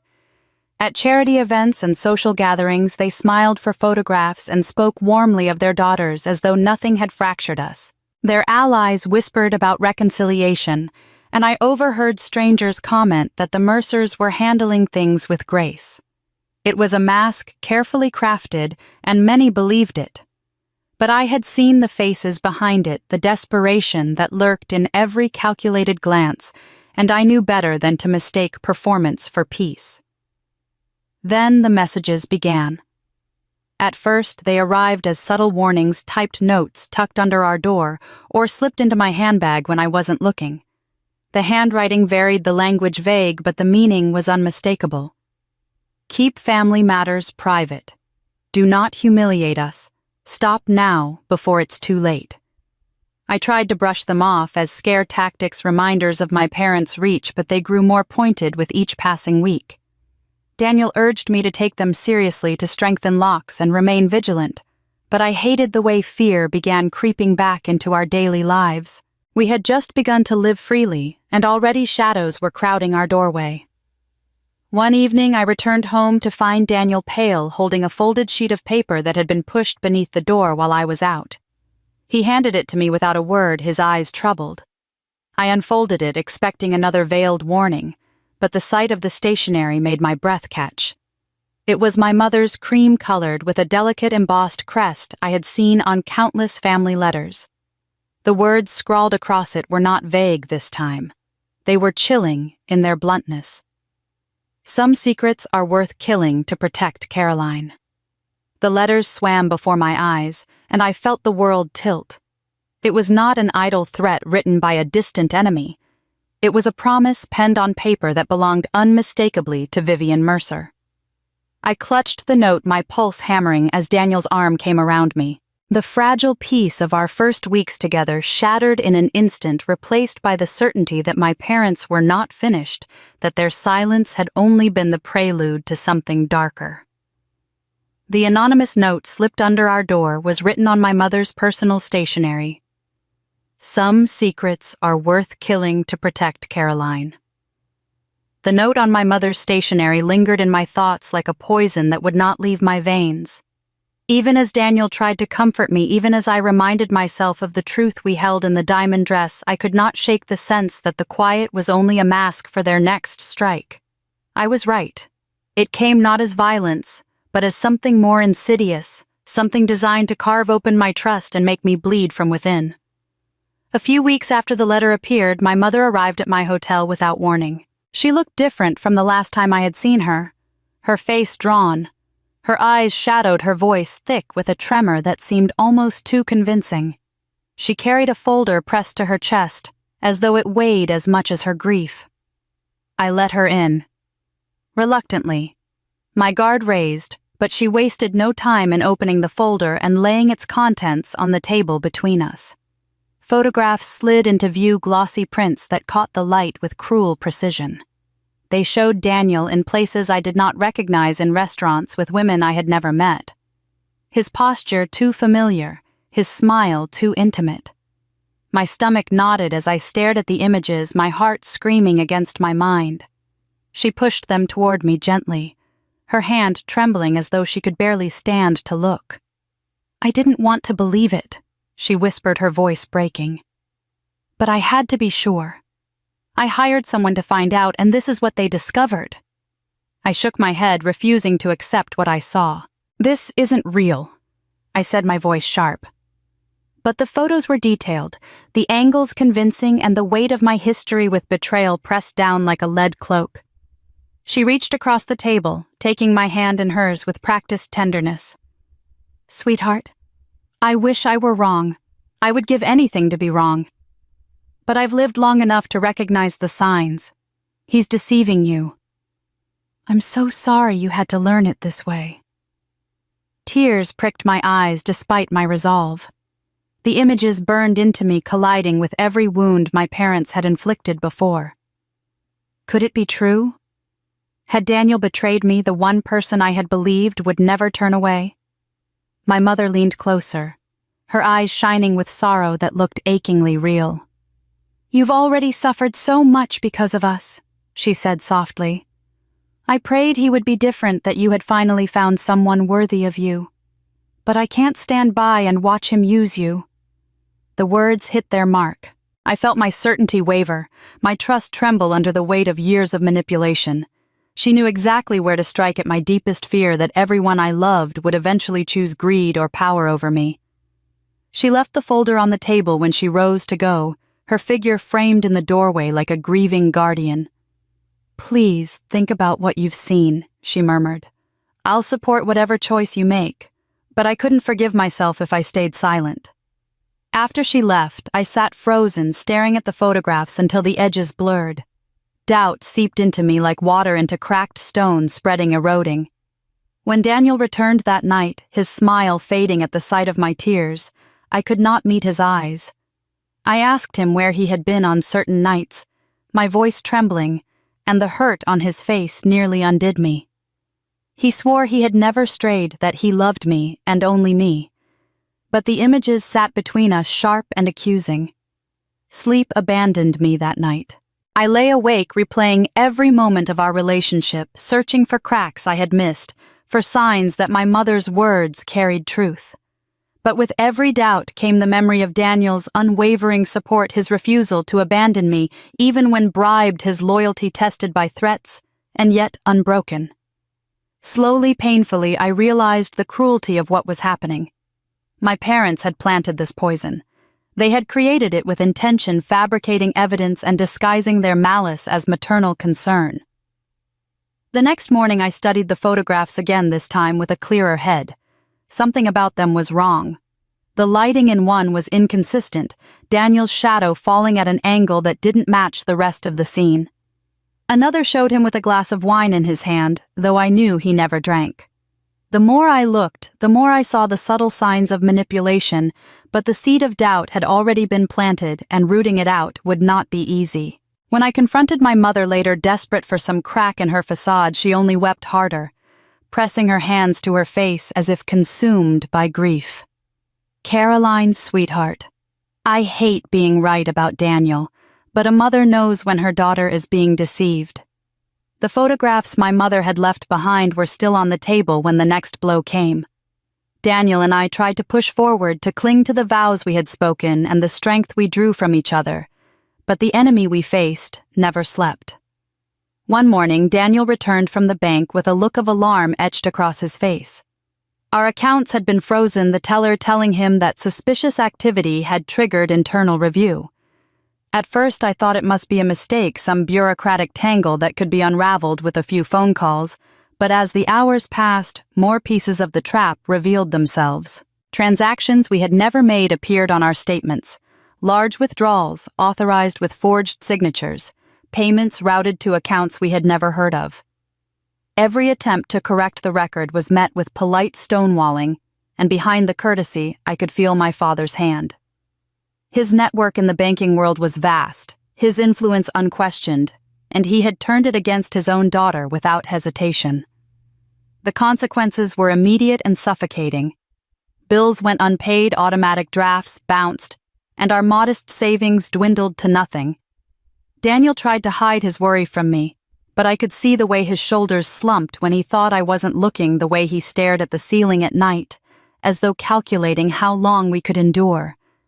Then, as though choreographed, my mother appeared at my door, her face arranged in the mask of compassion she wore when she wanted to disguise cruelty as care. She sat across from me, took my hand in hers, and spoke in a voice so tender it might have fooled anyone else. Caroline, none of this has to continue. You're suffering because you're resisting the path that was meant for you.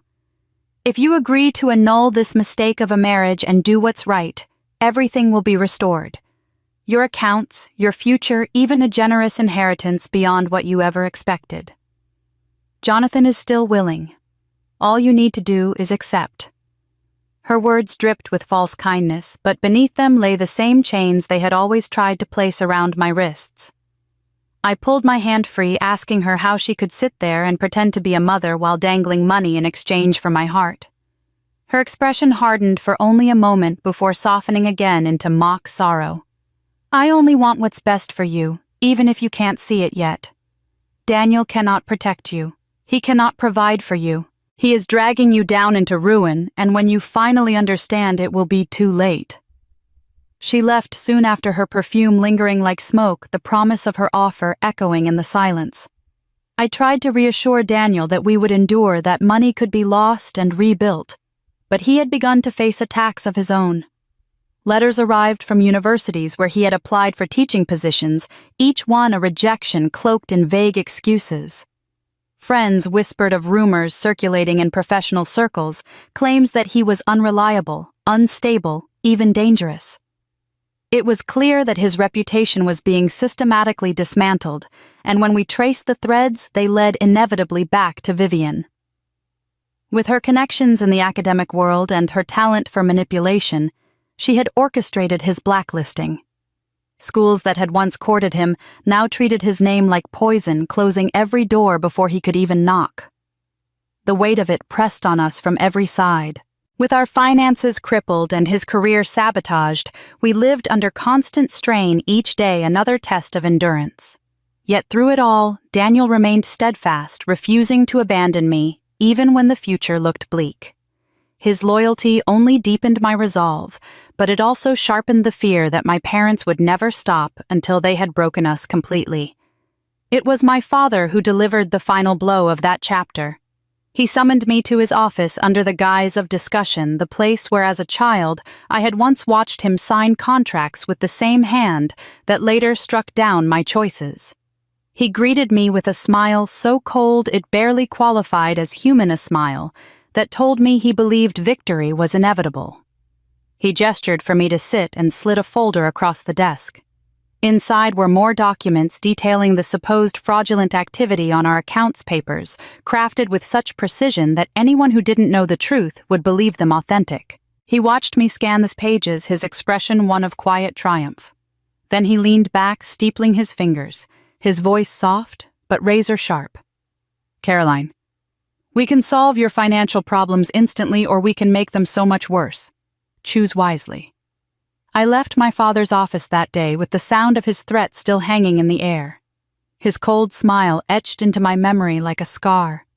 The weight of his ultimatum pressed on me, but I refused to give him the satisfaction of seeing me break. I returned to my hotel exhausted, expecting only silence, but instead, I found Natalie waiting for me in the lobby. She looked restless, her eyes darting as though she feared being followed. When she saw me, she hurried over and whispered urgently that we needed to talk somewhere private. I led her upstairs, suspicion gnawing at me, unsure whether she had come as an ally or another messenger for our parents. In the quiet of my suite, she paced before finally blurting out words that froze me in place. "Caroline, it's worse than you think. They're not just trying to ruin your marriage or your finances. They're planning to have you declared incompetent." I stared at her, unable to speak at first, until the meaning sank in. She explained in halting tones that Edward and Vivian had been meeting with lawyers and doctors, weaving a narrative of my supposed instability. They were gathering testimonies, building files, and preparing petitions that would strip me of my autonomy. According to them, my refusal to accept Jonathan and my marriage to Daniel were proof enough that I was incapable of rational judgment. The words struck like blows. I had endured sabotage threats and betrayal, but the idea that my own parents would attempt to erase my sanity in the eyes of the law was something I had never imagined. Natalie's voice shook as she continued. "They've been discussing commitment papers. I overheard them talking with a psychiatrist they've bribed to testify that you're suffering from delusions and impaired judgment. They said once you're institutionalized, it will be easy to have control of your inheritance transferred back into their hands." I felt the air leave my lungs. Every move I had made to free myself from their control, every act of defiance was now being twisted into evidence against me. I asked her how she could possibly know all of this, and she lowered her eyes before answering. "Because they trusted me. They promised me control of the business if I stayed loyal, if I helped them force you into the marriage. I wanted to believe them, Caroline. I wanted so badly to finally matter to them that I ignored how far they were going. But this, I can't ignore." Her voice broke then, and I could see how torn she was, caught between her longing for recognition and the horror of what our parents were truly planning. She confessed that she had started recording conversations, secretly saving documents, copying files. At first, it was only for her own protection, a shield in case they ever turned on her. But the more she gathered, the clearer it became that she had been complicit in something monstrous. "I thought I wanted the power they dangled in front of me," she admitted. "But what good is power if it means helping them destroy my sister?" I watched her struggle with the words, and for the first time, I saw her not as the rival who had always basked in their approval, but as another daughter trapped in the same cruel web. She had chosen differently for too long, but now she was standing in front of me, trembling with the weight of the truth she could no longer keep to herself. I wanted to be angry, to accuse her of betrayal, but I also knew what it meant for her to turn against them, to risk losing the only form of validation she had ever known. When she finally pulled a folded packet from her bag, her hands shook so violently that the papers rattled. She laid them on the table before me, her face pale. "These are drafts of the documents," she said. "I took them when no one was looking. They're planning to have you committed to a psychiatric facility. They think once you're inside, you'll have no choice but to sign away everything. Your marriage, your inheritance, even your freedom. And they won't let you out until you agree to marry Jonathan." I picked up the papers with trembling hands, the legal language stark and merciless. The words blurred as tears filled my eyes, but the meaning was unmistakable. My parents were prepared to strip me of everything, even my sanity, to maintain control. Across the table, Natalie's eyes brimmed with tears as she whispered the confession that broke me more than the documents themselves. Caroline, I wanted what you had so badly that I helped them drug you, and now I can't live with what we've become. Natalie's trembling hands and the commitment papers she laid before me left me sleepless, my thoughts spinning with dread of what my parents might try next. I barely left the apartment, watching every shadow across the window, as though it might hold a threat.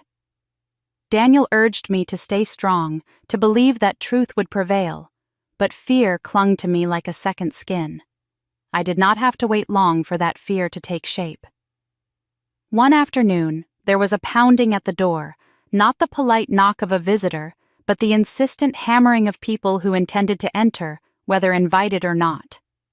When I opened it, my parents stood in the hallway flanked by 2 uniformed orderlies and a stern-faced man in a suit holding a folder of papers. My mother's expression was almost serene, my father's jaw tight with determination. Edward stepped forward and handed me the folder. "This is a court order, Caroline," he said coldly. "You're coming with us for evaluation. It's for your own good." My pulse thundered as I scanned the documents. They alleged a history of erratic behavior, emotional instability, even claims of self-harm that were complete fabrications. The words swam before my eyes, every line a weapon sharpened to cut me out of my own life. I looked up in horror. "This is a lie," I whispered. My mother's face softened with practiced sorrow. "Sweetheart, you've been under such strain. We've tried everything else. This is the only way to help you." The orderlies stepped forward, their hands reaching for me with clinical detachment. Daniel rushed from the bedroom, shouting for them to stop, but Edward cut him off with a single gesture. "Interfere and you'll be charged with obstruction. Caroline needs treatment. We won't allow you to destroy yourself."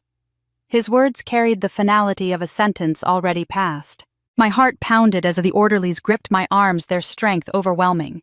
I struggled, pleading, insisting I was sane, but to them, I was just another patient resisting. My mother stood watching, her eyes shining with what to others might look like grief, but to me was satisfaction. For a moment, I thought it was over, that I would be dragged into a facility and silenced until I bent to their will. Then, through the open doorway, a new voice rang out. Not another step. It was Harold Klein, his figure framed in the hall, his voice steady as iron. He strode in holding a leather case and produced documents of his own, his eyes fixed on the man in the suit. "This order is invalid," he declared. "Obtained through perjury and falsified medical reports. I have evidence here of payments made directly from Mercer accounts to the doctor who signed off on these claims." The man hesitated, uncertainty flickering across his stern mask. Harold pressed on, his tone unyielding. "If you proceed, you'll be complicit in fraud. I advise you to read this carefully before taking another action." The orderlies paused, looking to their superior for direction. The man in the suit took Harold's documents, scanning the pages with growing unease. Silence filled the room, thick and suffocating, until finally he closed the folder and gave a curt nod. "Stand down," he ordered. The orderlies released me at once, stepping back as though I were suddenly untouchable. Relief flooded through me, leaving my knees weak, but beneath it burned a rage fiercer than any I had felt before. My parents' expressions shifted. My father's fury was barely contained, his mouth a hard line of contempt. My mother's sorrowful mask cracked, revealing a flash of bitterness beneath. I realized then with searing clarity that they had been willing to sign away not only my freedom, but my very sanity if it meant securing their grip on the family fortune. Love had nothing to do with their actions. They had crossed a line from which there was no return, proving themselves capable of erasing me entirely, rather than accept my independence. Harold guided me toward the couch, his hand steady on my shoulder, as he told the others they were no longer welcome. The orderlies retreated first, followed by the man in the suit, leaving only my parents standing in the doorway. My father's glare promised retribution, but it was my mother's words that carved the deepest wound. As the door began to close behind them, she leaned in just enough for her voice to carry her tone stripped of all pretense. "You're not my daughter anymore, Caroline.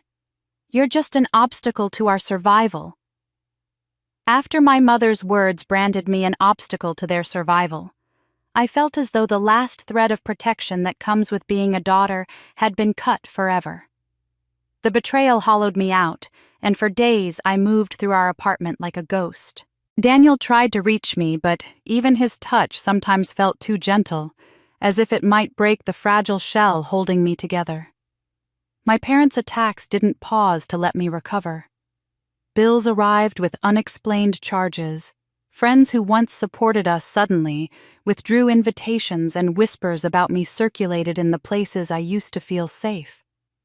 It was as though the entire city had been enlisted in my parents' campaign to break me. Daniel carried the weight too, and I could see how much it wore him down.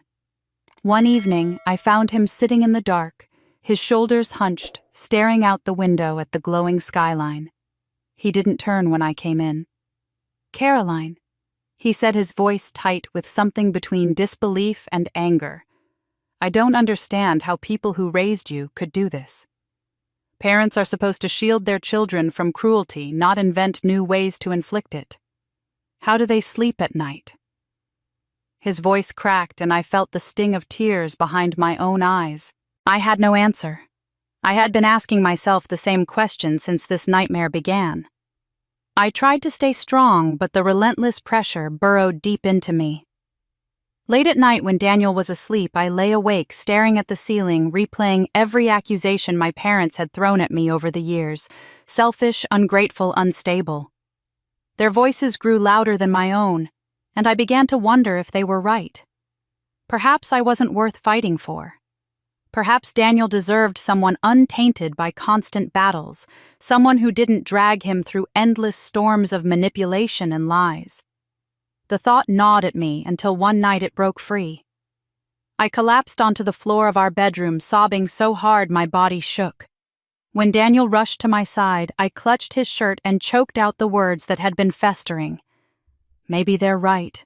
Maybe I don't deserve you. Maybe happiness was never meant for me."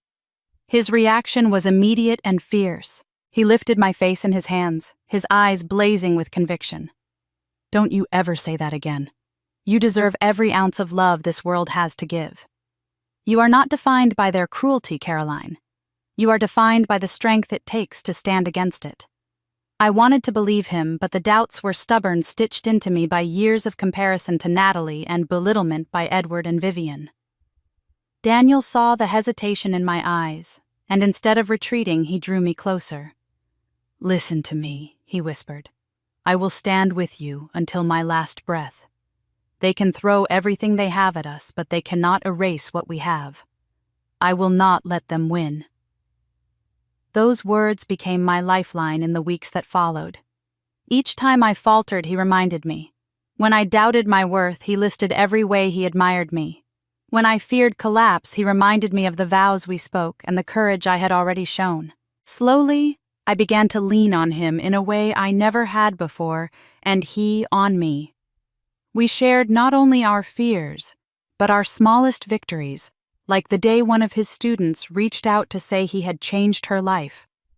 Proof that his worth extended far beyond the lies my parents spread. Just as we were beginning to rebuild our fragile strength, Daniel revealed something that shook me to my core. We were at the kitchen table late one night, surrounded by stacks of unpaid bills and rejection letters from universities that had quietly blacklisted him. He sat in silence for a long while before speaking, his voice lower than usual. "There's something I've been keeping from you," he said. "Not because I wanted to lie, but because I didn't want to burden you more." Fear surged in me, but I nodded, urging him on. He took a deep breath. "Your father approached me. Alone. He said he had a proposition. If I agreed to leave you to disappear from your life forever, he would give me $1 million. Enough to start over anywhere I wanted." His words struck like lightning, and for a moment I couldn't breathe. The image of my father offering such a bribe, speaking of me as though I were merchandise, made bile rise in my throat. My hands shook as I asked, "And what did you say?" Daniel's gaze never wavered. I told him no. Instantly, I told him I would never leave you, not for any sum of money. Relief surged through me, but before I could cling to it, he added the part that made my blood run cold. He didn't take it well. When I refused, he leaned closer and said, if I didn't take the offer, he'd make me disappear another way. He threatened my life, Caroline. The room spun around me. My father had not only tried to buy Daniel's absence, but had threatened to kill him when the bribe failed. My chest tightened until I could hardly breathe. I thought I had already seen the depth of their cruelty, but this revelation shattered even that belief. Daniel's revelation shocked me. Caroline, your father offered me $1 million to disappear from your life forever, and when I refused, he threatened to have me killed. When Daniel confessed that my father had tried to bribe and then threaten him, I thought I had finally glimpsed the bottom of how far my parents were willing to sink. But just as I convinced myself I had seen the full scope of their cruelty, Linda appeared and proved me wrong. She showed up unannounced one evening, her face pale and her movements nervous, as though she had walked through a gauntlet to reach my door. I hesitated before letting her in, unsure if she had come as a messenger for Edward and Vivian, or something else entirely. She stepped inside and stood by the window, twisting her hands together. "Caroline," she began, her voice trembling. "I've been keeping something from you, and if I don't say it now, I'll regret it forever." My stomach tightened. I braced myself for another betrayal. But then she said the words I never expected. "Your parents asked me to work for them months ago. I agreed, but not in the way they think. I never wanted to hurt you. I wanted to protect you." Her admission left me stunned. She explained that Edward and Vivian had recruited her to keep tabs on me, to feed them details about my whereabouts and plans. But instead of giving them anything that would truly harm me, she had offered harmless information details about errands, casual meetings, things so trivial they could not be used against me. Meanwhile, she had been documenting what they were doing behind the scenes. I thought if I played along, she said I could buy you time. I could watch them closely and gather proof of what they were really planning. I demanded to know what she meant by proof, and Linda's expression hardened. "Your parents have been isolating you on purpose. It isn't random that friends stopped calling or that potential employers lost interest in Daniel. They paid people off, threatened others, and built a wall around you, brick by brick, until you had no one left to lean on but them. I've seen the money change hands. I've heard the conversations. They've gone to doctors, teachers, even old family friends. They want you to believe you're completely alone." Her words hit me like a blow. Memories rushed back of friendships that had withered, overnight job opportunities that evaporated, medical professionals who dismissed my concerns with condescension. I had blamed myself for years, thinking I had been the one who drove people away. To learn that it had all been orchestrated, that Edward and Vivian had engineered my loneliness, made my knees weak. Linda's voice softened. "They're not trying to guide you, Caroline. They're trying to erase every choice but theirs." She reached into her bag and pulled out a small device, placing it on the table between us. I recorded them. I knew words alone wouldn't be enough, so I collected evidence. My hands shook as I pressed play. At first, there was static. Then my father's voice, crisp and businesslike, as if he were negotiating contracts rather than conspiring against his own child. He spoke of transferring funds under false pretenses of pressuring officials with bribes of inventing stories to smear Daniel's name. My mother's voice followed, weeping softly before sharpening with resolve. "If she won't bend, we'll force her. If she resists, we'll make her see reason." Each recording was worse than the last. In one, Edward detailed how much it had cost to silence a doctor willing to sign false reports about my mental health. In another, Vivian described bribing a family friend to testify that Daniel had been abusive. The casual tone with which they spoke of such monstrous acts made bile rise in my throat. These weren't desperate mistakes. They were strategies planned and executed with precision. I pressed pause, unable to listen further. My voice cracked when I asked Linda why she was showing me this now. She looked at me with something close to guilt. Because I thought I could handle it alone, that if I gathered enough proof I could stop them before they hurt you. But I can't anymore. They've gone too far, Caroline. And if you don't see the full danger, you won't be ready for what's coming. She slid another file across the table. Inside were notes she had taken, dates, places, and names. The pattern was undeniable: bribes, threats, extortion. Even those who had once been allies had been coerced into silence. My parents' network of control was larger than I had ever imagined. "They've built a cage around you," Linda whispered. "One you can't even see until you try to step outside it. I don't think they'll stop unless they're forced." I wanted to thank her, but suspicion lingered. Why risk yourself now? Why not stay loyal to them like they expect? Her eyes filled with tears. "Because I've watched them twist everything good in this family into something rotten. I can't be part of that anymore. And because I know they won't stop at destroying your life. Once you're gone, they'll turn on anyone else who stands in their way, including me." She picked up the recorder again and pressed play on one final file. The room filled with my father's voice, colder than I had ever heard it. "If Caroline won't submit voluntarily, we'll have to arrange a more permanent solution to our problem." My mother's reply followed, soft and chilling. "It may be the only way." The words echoed in my ears, turning my blood to ice. Linda's final recording made my blood run cold. "If Caroline won't submit voluntarily, we'll have to arrange a more permanent solution to our problem." Linda's recording still echoed in my mind long after she left, the words of my father and mother, plotting my permanent solution, searing themselves into my chest. I thought perhaps I had reached the peak of their cruelty, that there was nothing left they could do to shock me. But just as I convinced myself I had seen the full scope of their depravity, they proved me wrong. The next strike came not through rumors or forged papers, but directly spoken with the calmness of people who no longer bothered to pretend they were anything other than executioners. It was late evening when the call came. At first, I considered letting it ring out my hand frozen above the receiver, but a strange compulsion made me answer, as if some part of me needed to hear the venom from their own mouths. My father's voice was cool, deliberate, the same tone he once used in the boardroom when issuing ultimatums. "Caroline," he said evenly, "this is the final chance we will give you. 30 days. You will divorce Daniel and marry Jonathan, or Daniel will have an accident. Quick. Clean. No one will question it." At first I thought I had misheard him, my own father speaking of my husband's death as casually as one might discuss the weather. I forced the words out of my tightening throat, asking if he realized what he was threatening, if he knew he was talking about murdering the man I loved. His tone never shifted. "It will look like an accident. A car skidding off a wet road. A fall down the stairs. You'll mourn, but you'll recover. We are offering you mercy, Caroline. Protect him or lose him." Then came my mother's voice, soft, deceptively tender.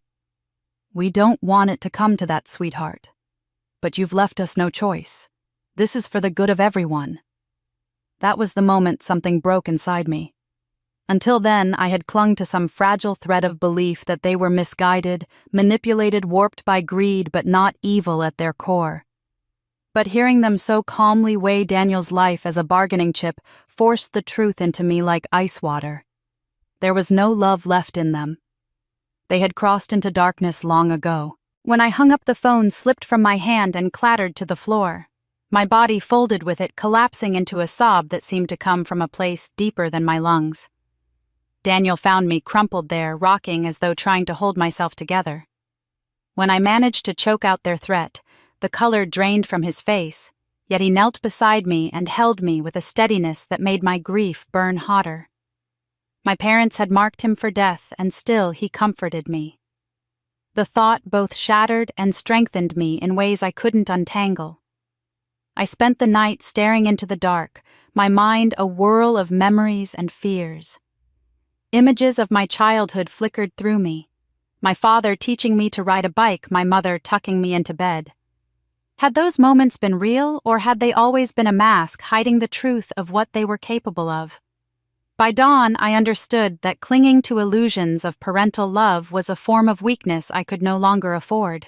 If they were willing to kill, then I had to be willing to fight as though my life and Daniel's depended on it. That was when my thoughts turned to Beatrice. I remembered the sealed envelope Harold had given me, the one I had tucked away, afraid of what truths it might hold. My grandmother had warned me that one day I would need it, that when I could no longer deny what Edward and Vivian had become, her words would guide me. That day had come. I retrieved the box and laid it on the table, the weight of it far heavier than its size. My fingers trembled as I broke the seal and unfolded the thick bundle of papers. On top lay a letter written in Beatrice's careful, elegant hand. I inhaled sharply and began to read. My dearest Caroline, it began. If you are holding this, then the moment I feared has arrived. Your parents have chosen greed over love, and you stand in their way. I prepared these instructions not only as evidence of their crimes, but as a shield for you. Use them wisely. Within these pages you will find proof of theft, fraud, and more. They are not just documents, they are weapons. I turned the pages slowly, my heart pounding with each revelation. There were records of embezzlement, proof of funds siphoned from family trusts and charities' property transfers carried out illegally. Detailed names, dates, accounts all meticulously documented. Beatrice had not only uncovered their corruption, but laid out precise instructions for how I could use the evidence to dismantle them while protecting myself legally. She listed contacts I could trust, strategies for countering their inevitable retaliation, and ways to keep Daniel safe from their reach. The deeper I read, the more my grief transformed into awe. Beatrice had lived in the shadow of their corruption longer than I had, and she had spent those years quietly preparing for the day I would have to stand against them. She had believed in me enough to carve out a path through the darkness, one I could follow to safety and justice. As I reached the final page, my hands shook so violently the paper rustled like dry leaves. The tone of her letter changed here, growing urgent, stripped of caution. Caroline, you must face this truth with clear eyes. Your parents are not misguided. They are dangerous. Their hunger will not end until they are stopped. They will destroy anyone who threatens them, even you.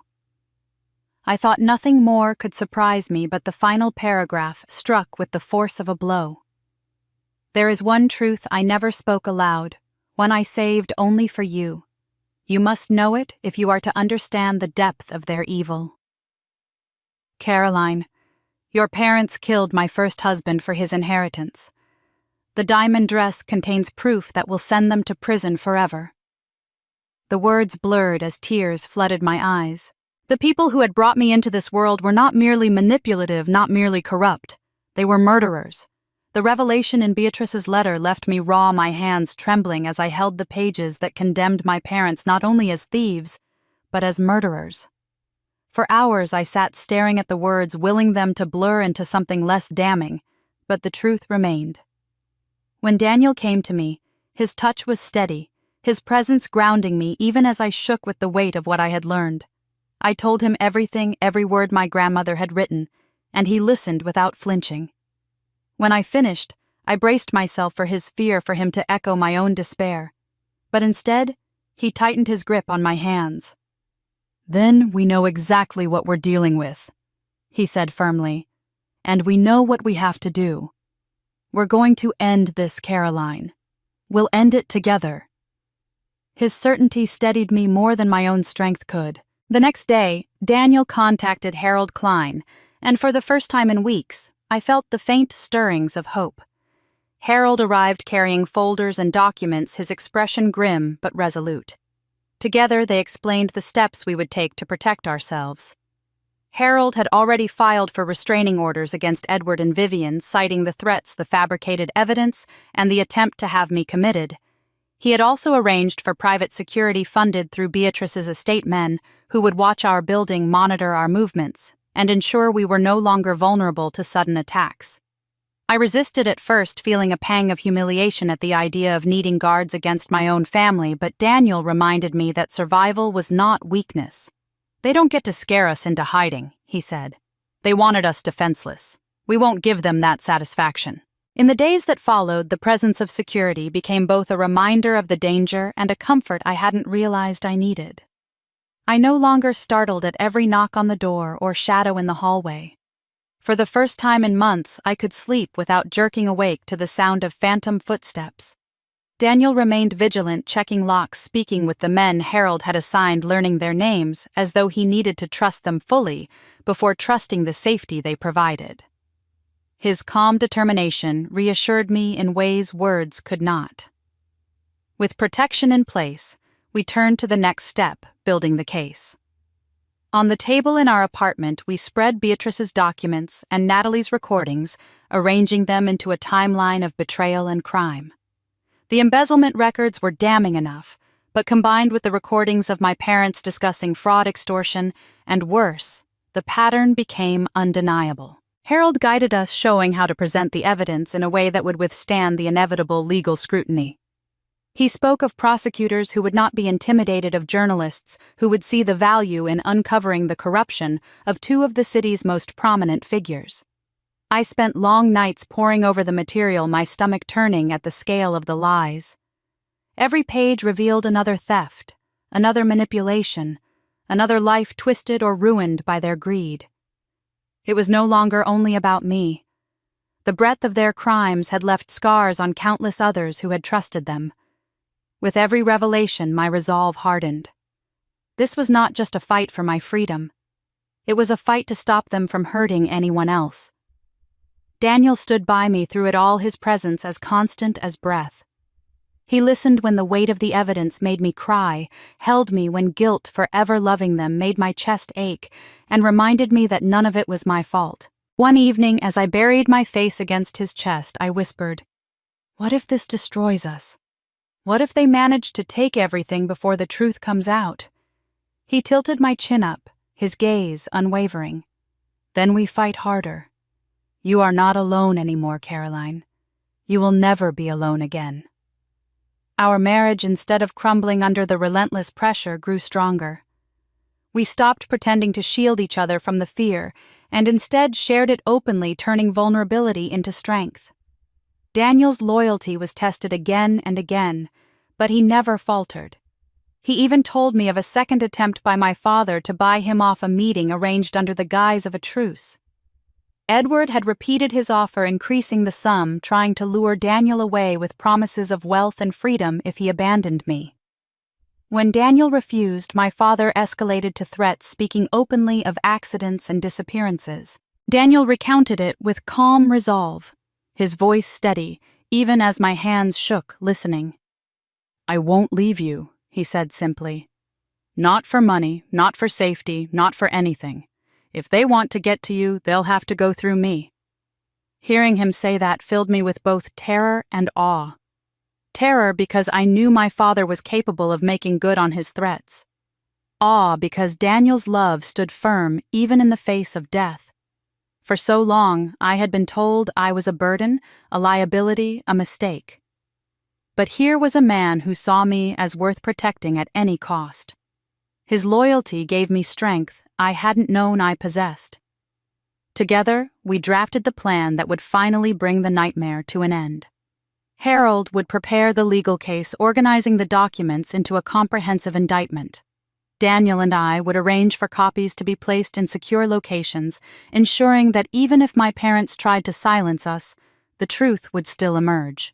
We identified allies: Natalie, who had chosen at last to stand with me, and Linda, who had risked everything to expose their network of manipulation. We rehearsed what to say, how to present the evidence in public, how to withstand the inevitable backlash when the Mercer name was dragged into the light. Through it all, I felt Beatrice's presence in every detail, as though her foresight had reached through time to guide my steps. She had prepared me for this, trusted me to carry the burden she could not. With Daniel at my side, I finally believed I could. The night before we were set to present the evidence, Daniel and I sat together in the quiet of our apartment, the city humming faintly beyond the windows.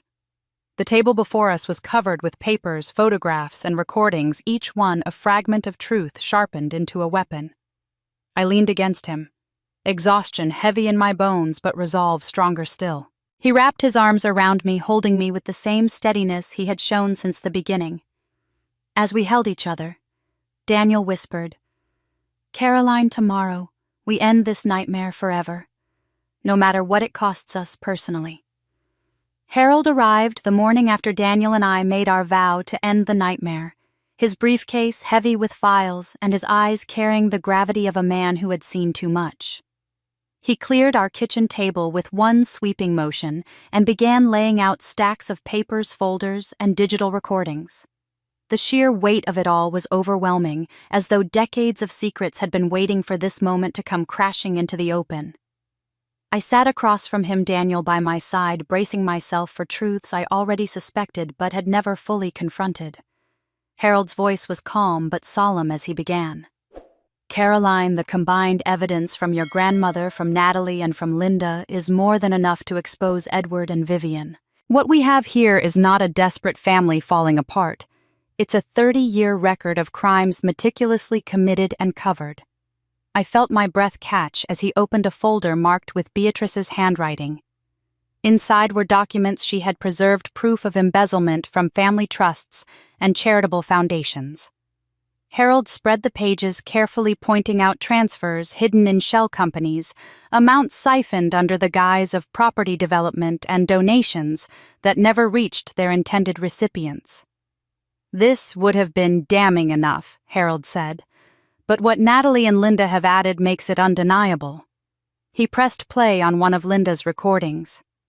My parents' voices filled the room, cold and calculated, discussing bribes and fabricating reports, their words leaving no room for misunderstanding. When the recording ended, Harold opened another folder, this one compiled from Natalie's contributions. She had documented conversations where Edward and Vivian boasted of orchestrating smear campaigns against business rivals and manipulating partners until they collapsed financially. They didn't just prey on me. They preyed on anyone who stood in their way. Harold's finger tapped the folder as he spoke. "Your parents didn't stumble into corruption. They perfected it. They destroyed other families, systematically fraud, extortion, even violence disguised as unfortunate accidents." The word accidents sent a chill through me. Harold slid another set of documents across the table. This time, coroner's reports and insurance claims spanning 3 decades. He spoke with the grim detachment of a lawyer who had learned not to flinch at horror. Several deaths once considered accidental, the car crash of their business partner in the early 90s, the house fire that killed a cousin. The boating tragedy involving an investor were not coincidences. The pattern is too clear. Each victim stood in the way of their financial schemes, and each death benefited them directly. My stomach turned as I scanned the reports. The handwriting of coroners I didn't know, the bland official language of tragedy, all of it now read like a code for murder. Beatrice's warning about their capacity for darkness echoed in my ears. They hadn't just threatened Daniel's life to manipulate me. They had done it before to others. Real families had been torn apart, children left without parents, communities scarred, all so Edward and Vivian could tighten their grip on power. Daniel reached for my hand, grounding me as the weight of it threatened to crush me. Harold continued, his voice steady. "You need to understand, Caroline. This is bigger than you.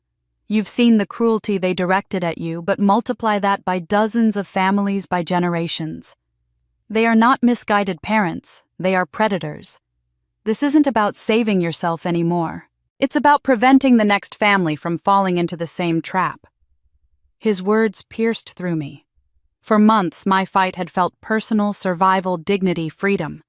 But now I saw the broader canvas of destruction. If I stayed silent, if I walked away, others would continue to suffer.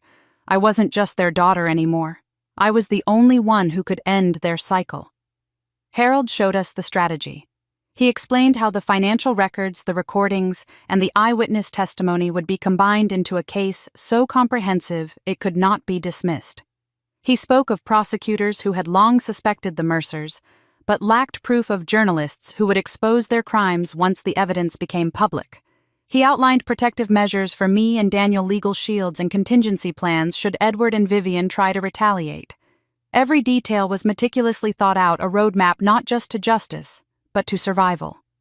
As I listened, a strange calm settled over me. For so long, fear had been my constant companion, a fog that clouded every thought. But now, beneath the fear, there was clarity. My parents were not just my tormentors. They were predators who had devoured lives for decades. And I, armed with Beatrice's foresight, Natalie's courage, and Linda's sacrifice, had the means to stop them. I wasn't just fighting for my own marriage or my own future. I was fighting for every silent victim who never had the chance to fight back. The sun dipped lower as Harold packed away some of the files, leaving the most critical evidence in a locked case he would take directly to the authorities. His face softened as he looked at me. Caroline, I know this isn't easy. To see your parents not as misguided but as criminals of the worst kind, it takes something out of you. But you need to know the truth completely, no matter how much it hurts. He hesitated, as though weighing whether to speak the final piece. Then he met my eyes with a gravity that made my chest tighten. There is one more thing you should know. I braced myself, already numb from the avalanche of revelations, but his next words sliced through what was left of my illusions. Caroline, you're not their first child to resist their control, but you're the first to survive long enough to fight back. Harold's final words haunted me long after he left, echoing in the quiet of our apartment, like a bell that would not stop tolling. You're not their first child to resist their control, but you're the first to survive long enough to fight back. It was a revelation that clawed at my heart and left me sleepless. I lay awake beside Daniel, staring at the ceiling, thinking of the possibility that there had been others' children silenced, erased, or manipulated into destruction before me. My parents had built an empire not just on stolen money, but on broken lives. That truth sat heavy on me, and for a long time I could not move. The next evening, a soft knock at the door startled me. When I opened it, Natalie stood there. My sister, who had so often been my rival, the chosen child, the obedient daughter. Her posture was uncertain, her eyes red-rimmed, and she looked nothing like the confident shadow of our parents I had always known. She asked in a trembling voice if she could come in. I stepped aside without a word. She sat at the table, folding and unfolding her hands, her gaze darting around the room before finally meeting mine.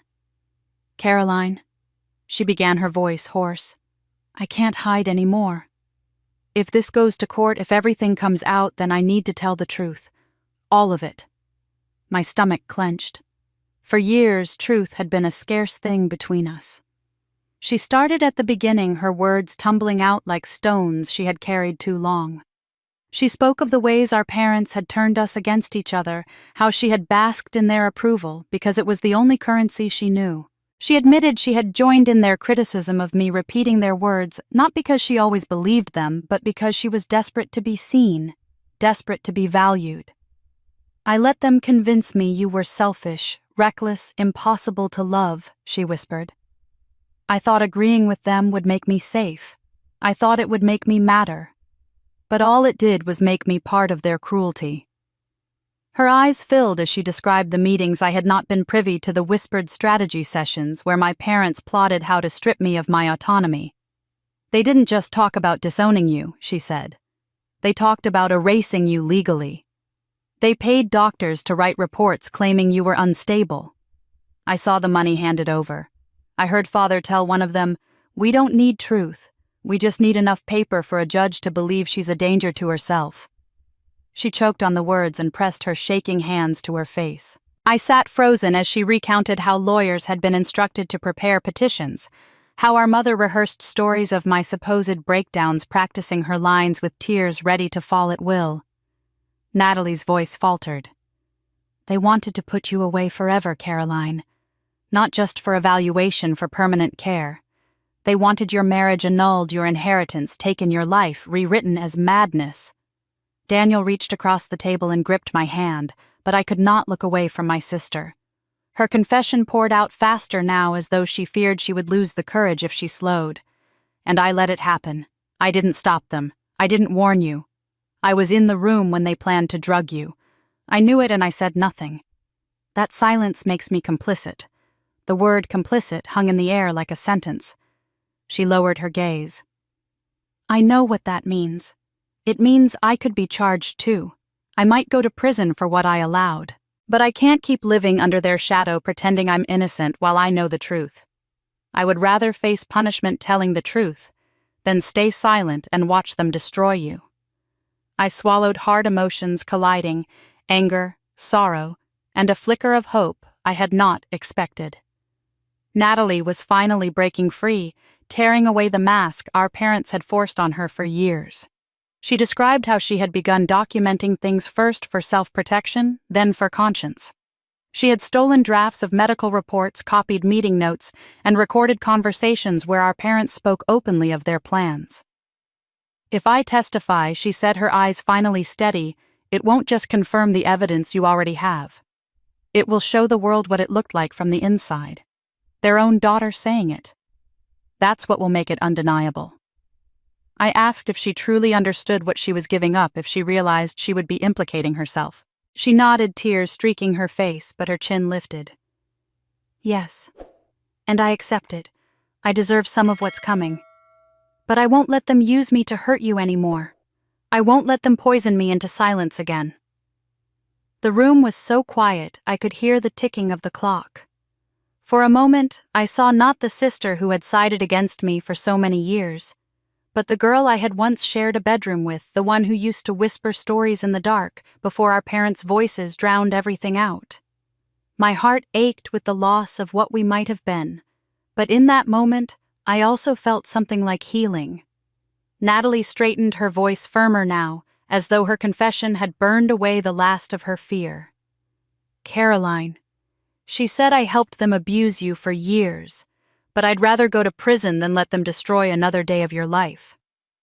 Harold's revelation that I was the first child to survive resisting my parents lingered like a shadow I could not shake. It haunted me through the night, a cruel whisper that suggested there had been others like me, others who never lived long enough to fight back. My mind spun with dark possibilities, and for a brief moment I wondered if that was to be my fate too. But Daniel's steady presence beside me reminded me that survival had already been won in part. What remained now was justice. At dawn the following day, Harold called with news that jolted me upright in bed. His voice was clipped all business. Caroline, your parents attempted to flee the country. They were arrested at the airport this morning. For a moment, I couldn't respond, my throat dry. He continued. They liquidated millions overnight, packed suitcases full of cash and jewelry, and tried to board a private jet bound for a country without extradition. The authorities intercepted them before the plane left the hangar. The image seared itself into my mind. Edward and Vivian Mercer, once the embodiment of poise and power reduced to fugitives dragging luggage stuffed with stolen wealth across the polished floor of an airport. It should have filled me with satisfaction, but instead I felt only a dull ache.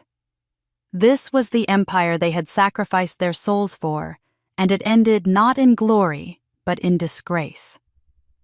By midday, the story had broken across every news channel. I watched in silence as grainy footage played of them being led through the airport by federal agents. The cameras captured Edward's rigid jaw, the fury in his eyes as he tried to shield himself from the flashbulbs. He still looked like a man trying to intimidate the world into obedience, even as handcuffs gleamed at his wrists. Vivian, impossibly composed even in disgrace, tilted her chin up at the reporters shouting questions, her lips curling into a sneer that said she still believed herself above them. They looked less like broken criminals than monarchs unwilling to concede their throne dragged against their will into the light of reality. Seeing them that way stirred emotions I struggled to name. A part of me felt vindicated, but another part felt grief so sharp it cut through the satisfaction. I remembered birthdays where I had waited for their affection only to receive lectures about duty. I remembered nights when I wished my mother would hug me instead of evaluating me like a flawed investment. All those memories collided with the image of them now, and I realized that whatever chance at reconciliation had once existed was slipping further and further away. The transcripts of their interrogation arrived through Harold later that evening. I read them slowly, my hands trembling, as though I was holding evidence of a crime against my very soul. Edward's responses were filled with venom. He told the detectives, "We gave her everything. We groomed her to secure our future. And she betrayed us for a pathetic dream of independence. She's weak. She's selfish. She destroyed the life we built." His words struck me harder than I expected. Even in the face of exposure, he clung to the belief that I owed him obedience, that love was measured only by how well I served their ambitions. Vivian's answers chilled me even more. The detectives asked her directly if she regretted the years of manipulation, the emotional and financial abuses. She laughed a laugh transcribed in the report, but echoing vividly in my imagination. "Caroline was never really our daughter," she said. "She was an investment. We nurtured her, trained her, shaped her, all to secure our legacy. But she failed. She chose weakness. She chose mediocrity. And now we pay the price." The detectives pressed her further, asking if she had ever felt love for me, if she ever saw me as more than a pawn. Her reply was scalding. "Love, don't be absurd. Children are assets. Some yield returns, some don't. Caroline was a failed venture. We should have cut our losses years ago." I stared at the page until the letters blurred. I had thought I had steeled myself for their cruelty, but reading those words hollowed me out in ways I hadn't imagined. I wanted to believe that somewhere buried deep there had been maternal affection, that the woman who tucked me into bed as a child had meant it even for a fleeting second. But her own words erased that illusion. I was never a daughter to her. I was a ledger entry, a commodity, and when I did not pay dividends, I was worthless. Harold cautioned me that this lack of remorse would actually strengthen the case, that it revealed their true nature more clearly than any evidence we could have provided. But logic could not soothe the wound. It was one thing to suspect they saw me as a tool. It was another to hear it from their own mouths, preserved forever in transcripts that the world would read. What followed in the report was worse still. When the detectives asked Vivian what she would have done differently if given the chance, she didn't hesitate. She leaned back, crossed her legs, and delivered her answer with chilling calm. "I should have drowned Caroline at birth rather than waste 25 years trying to make her profitable." The words leapt off the page and struck me like a physical blow. My breath caught, my chest tightened, and I felt the room tilt around me. Whatever tiny thread of hope I had carried, that perhaps they could change, that perhaps some scrap of parental instinct had survived, snapped in that instant. My mother had spoken not only her truth, but her wish, a desire that I had never existed at all unless I could be profitable. Mother's words to the detective destroyed my last hope for reconciliation. I should have drowned Caroline at birth, rather than waste 25 years trying to make her profitable. The words from my mother's interrogation had barely settled in my bones when the trial began. I walked into the courthouse with Daniel at my side, Harold leading the way and Natalie following just behind. Cameras lined the steps. Voices clamored and microphones thrust toward me, but I kept my eyes forward.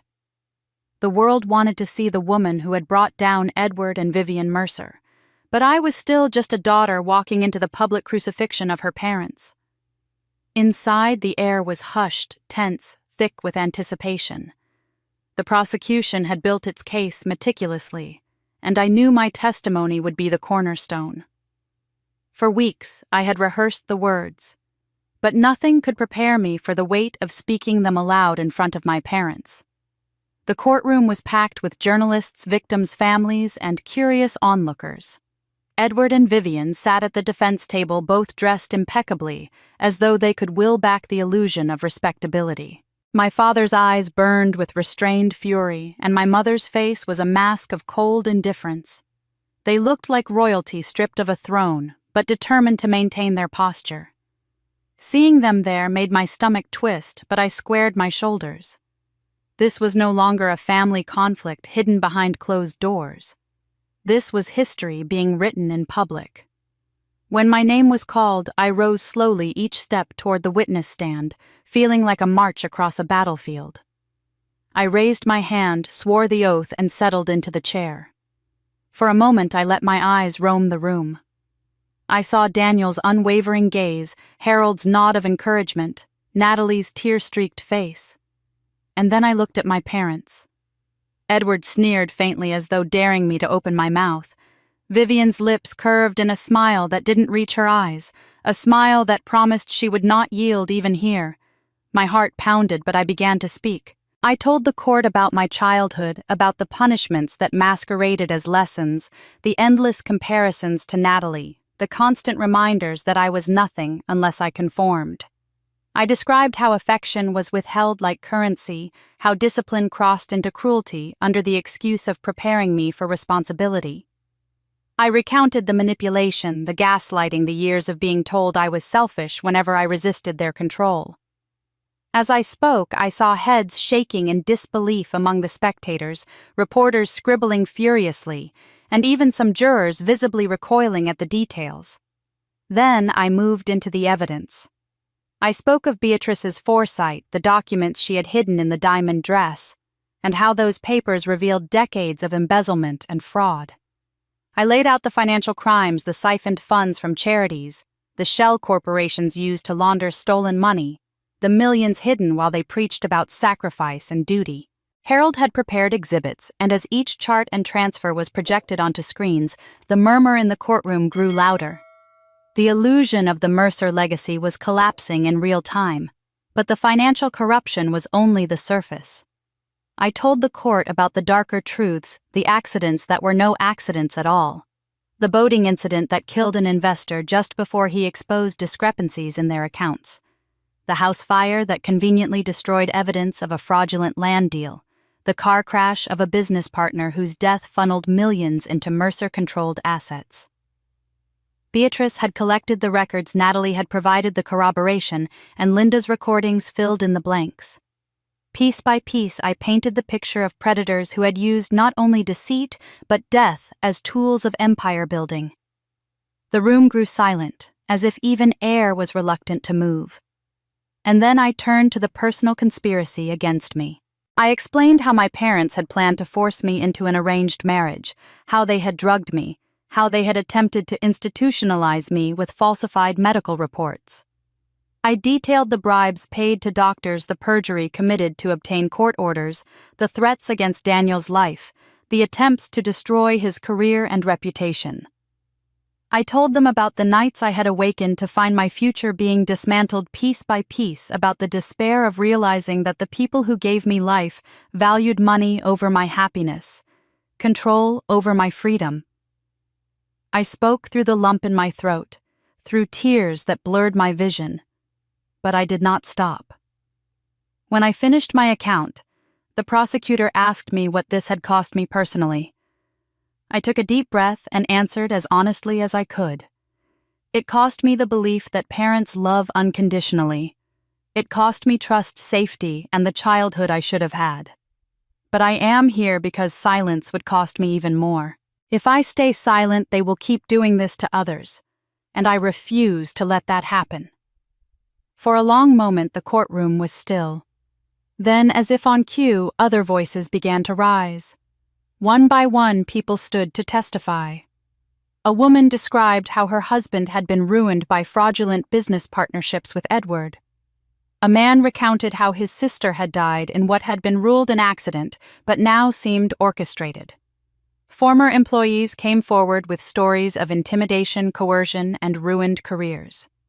Victims I had never met who had suffered quietly in the shadow of the Mercer name were suddenly speaking with courage. My testimony had unlocked theirs, and together we revealed the full scope of my parents' monstrosity. The trial became more than a legal proceeding, it became a reckoning. The jury heard stories of fraud, of theft, of children punished under the guise of discipline that was in truth psychological torment. They heard of families bankrupted, of lives lost, of years of exploitation, hidden behind the polished facade of the Mercer family. The prosecution wove it all into a tapestry of sociopathy, showing Edward and Vivian not as flawed parents, but as predators who had used their roles as shields for cruelty.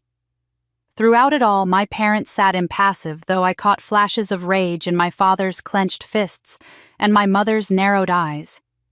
They whispered furiously to their attorneys, but nothing could undo what had been said, what had been proven. Their empire of lies had crumbled, and the world was watching the dust settle. At last, the prosecutor asked if I had anything further to add. I looked directly at the jury, then at the sea of faces watching, and finally at the two people who had once been the center of my world. I was raised to believe obedience was love, that sacrifice was duty, that independence was betrayal. Today I choose truth. My parents are not victims of circumstance. They are architects of suffering, and they must answer for it.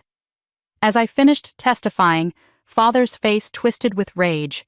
"You ungrateful little bitch! After everything we gave you, this is how you repay us!"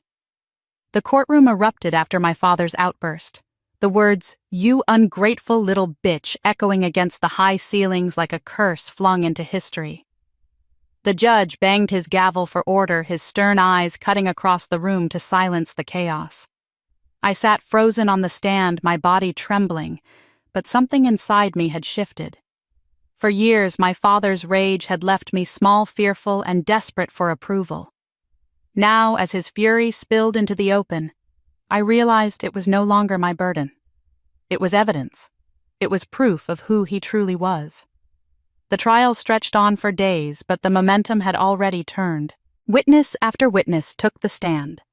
Prosecutors stacked crime upon crime, and the defense struggled to spin a web thick enough to hide the truth. By the time closing arguments arrived, the Mercer legacy had been reduced to rubble. When the jury filed back into the courtroom with their verdict, I gripped Daniel's hand so tightly my knuckles turned white. The foreman read the charges aloud, each word striking like a hammer. Guilty of multiple counts of fraud. Guilty of conspiracy to commit embezzlement. Guilty of child abuse disguised as discipline. Guilty of conspiracy to commit murder. And then the final blow, guilty of first-degree murder tied to the deaths that had once been ruled as accidents, but were now revealed as deliberate eliminations.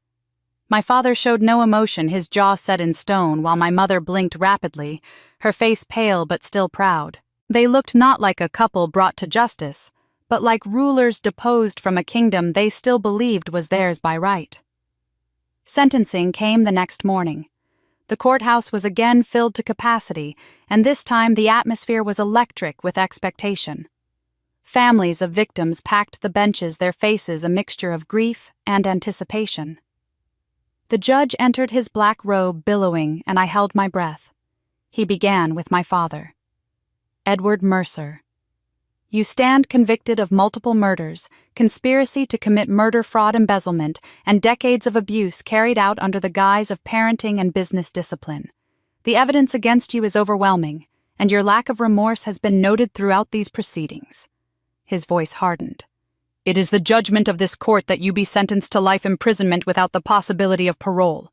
You will spend the rest of your life behind bars, removed from the power you so brazenly abused." The gavel came down, and though my father did not flinch, I felt something crack inside me. Life without parole.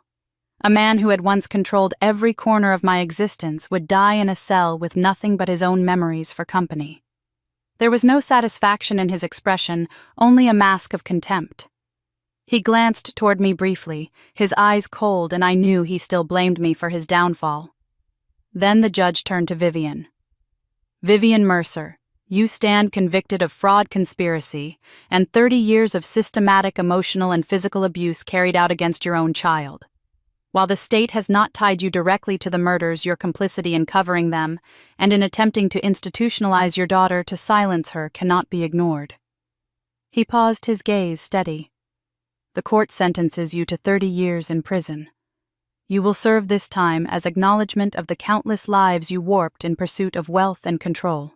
For the first time, my mother's composure cracked. Her lips parted in disbelief, her fingers clenching as though she might rise from her seat. She shook her head slowly, her eyes darting toward the gallery as though looking for someone to intervene. 30 years was not life, but for a woman who had wrapped herself in luxury and influence, it might as well have been eternity. The judge then looked directly at me. "Caroline Mercer," he said, his tone softening. "Your courage in coming forward has been noted by this court.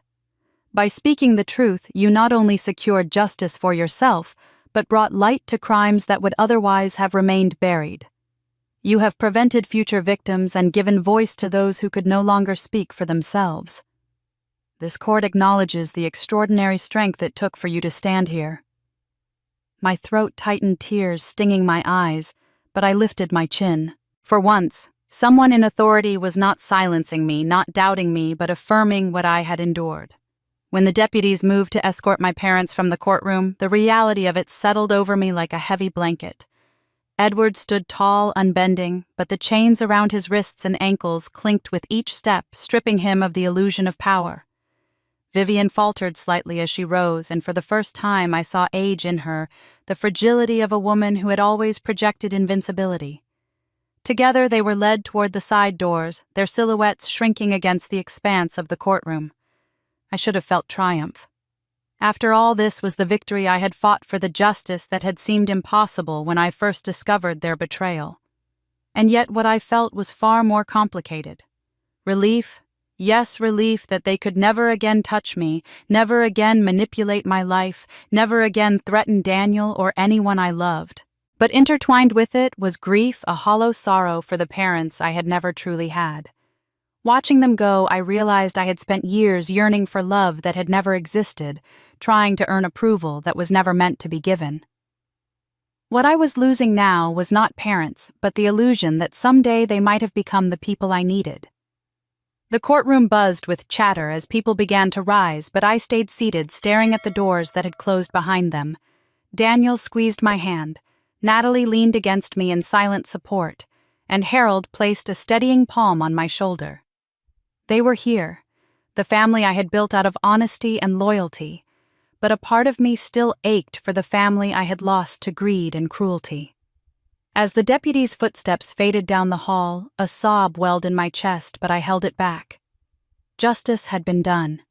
The world would know who Edward and Vivian Mercer really were, stripped of the masks they had worn for decades. But justice did not erase the absence of love. It did not rewrite the childhood that had been shaped by fear instead of warmth, manipulation instead of guidance. Watching my parents disappear into prison, I realized I wasn't mourning their punishment, but grieving the childhood I never had with parents who actually loved me. When the heavy doors closed behind my parents and the sound of chains echoed down the courthouse corridor, I sat frozen in my seat, my breath caught in my throat. Justice had been done, but the silence left in their absence was louder than their presence had ever been. For the first time in my life, I was free, but freedom carried its own weight.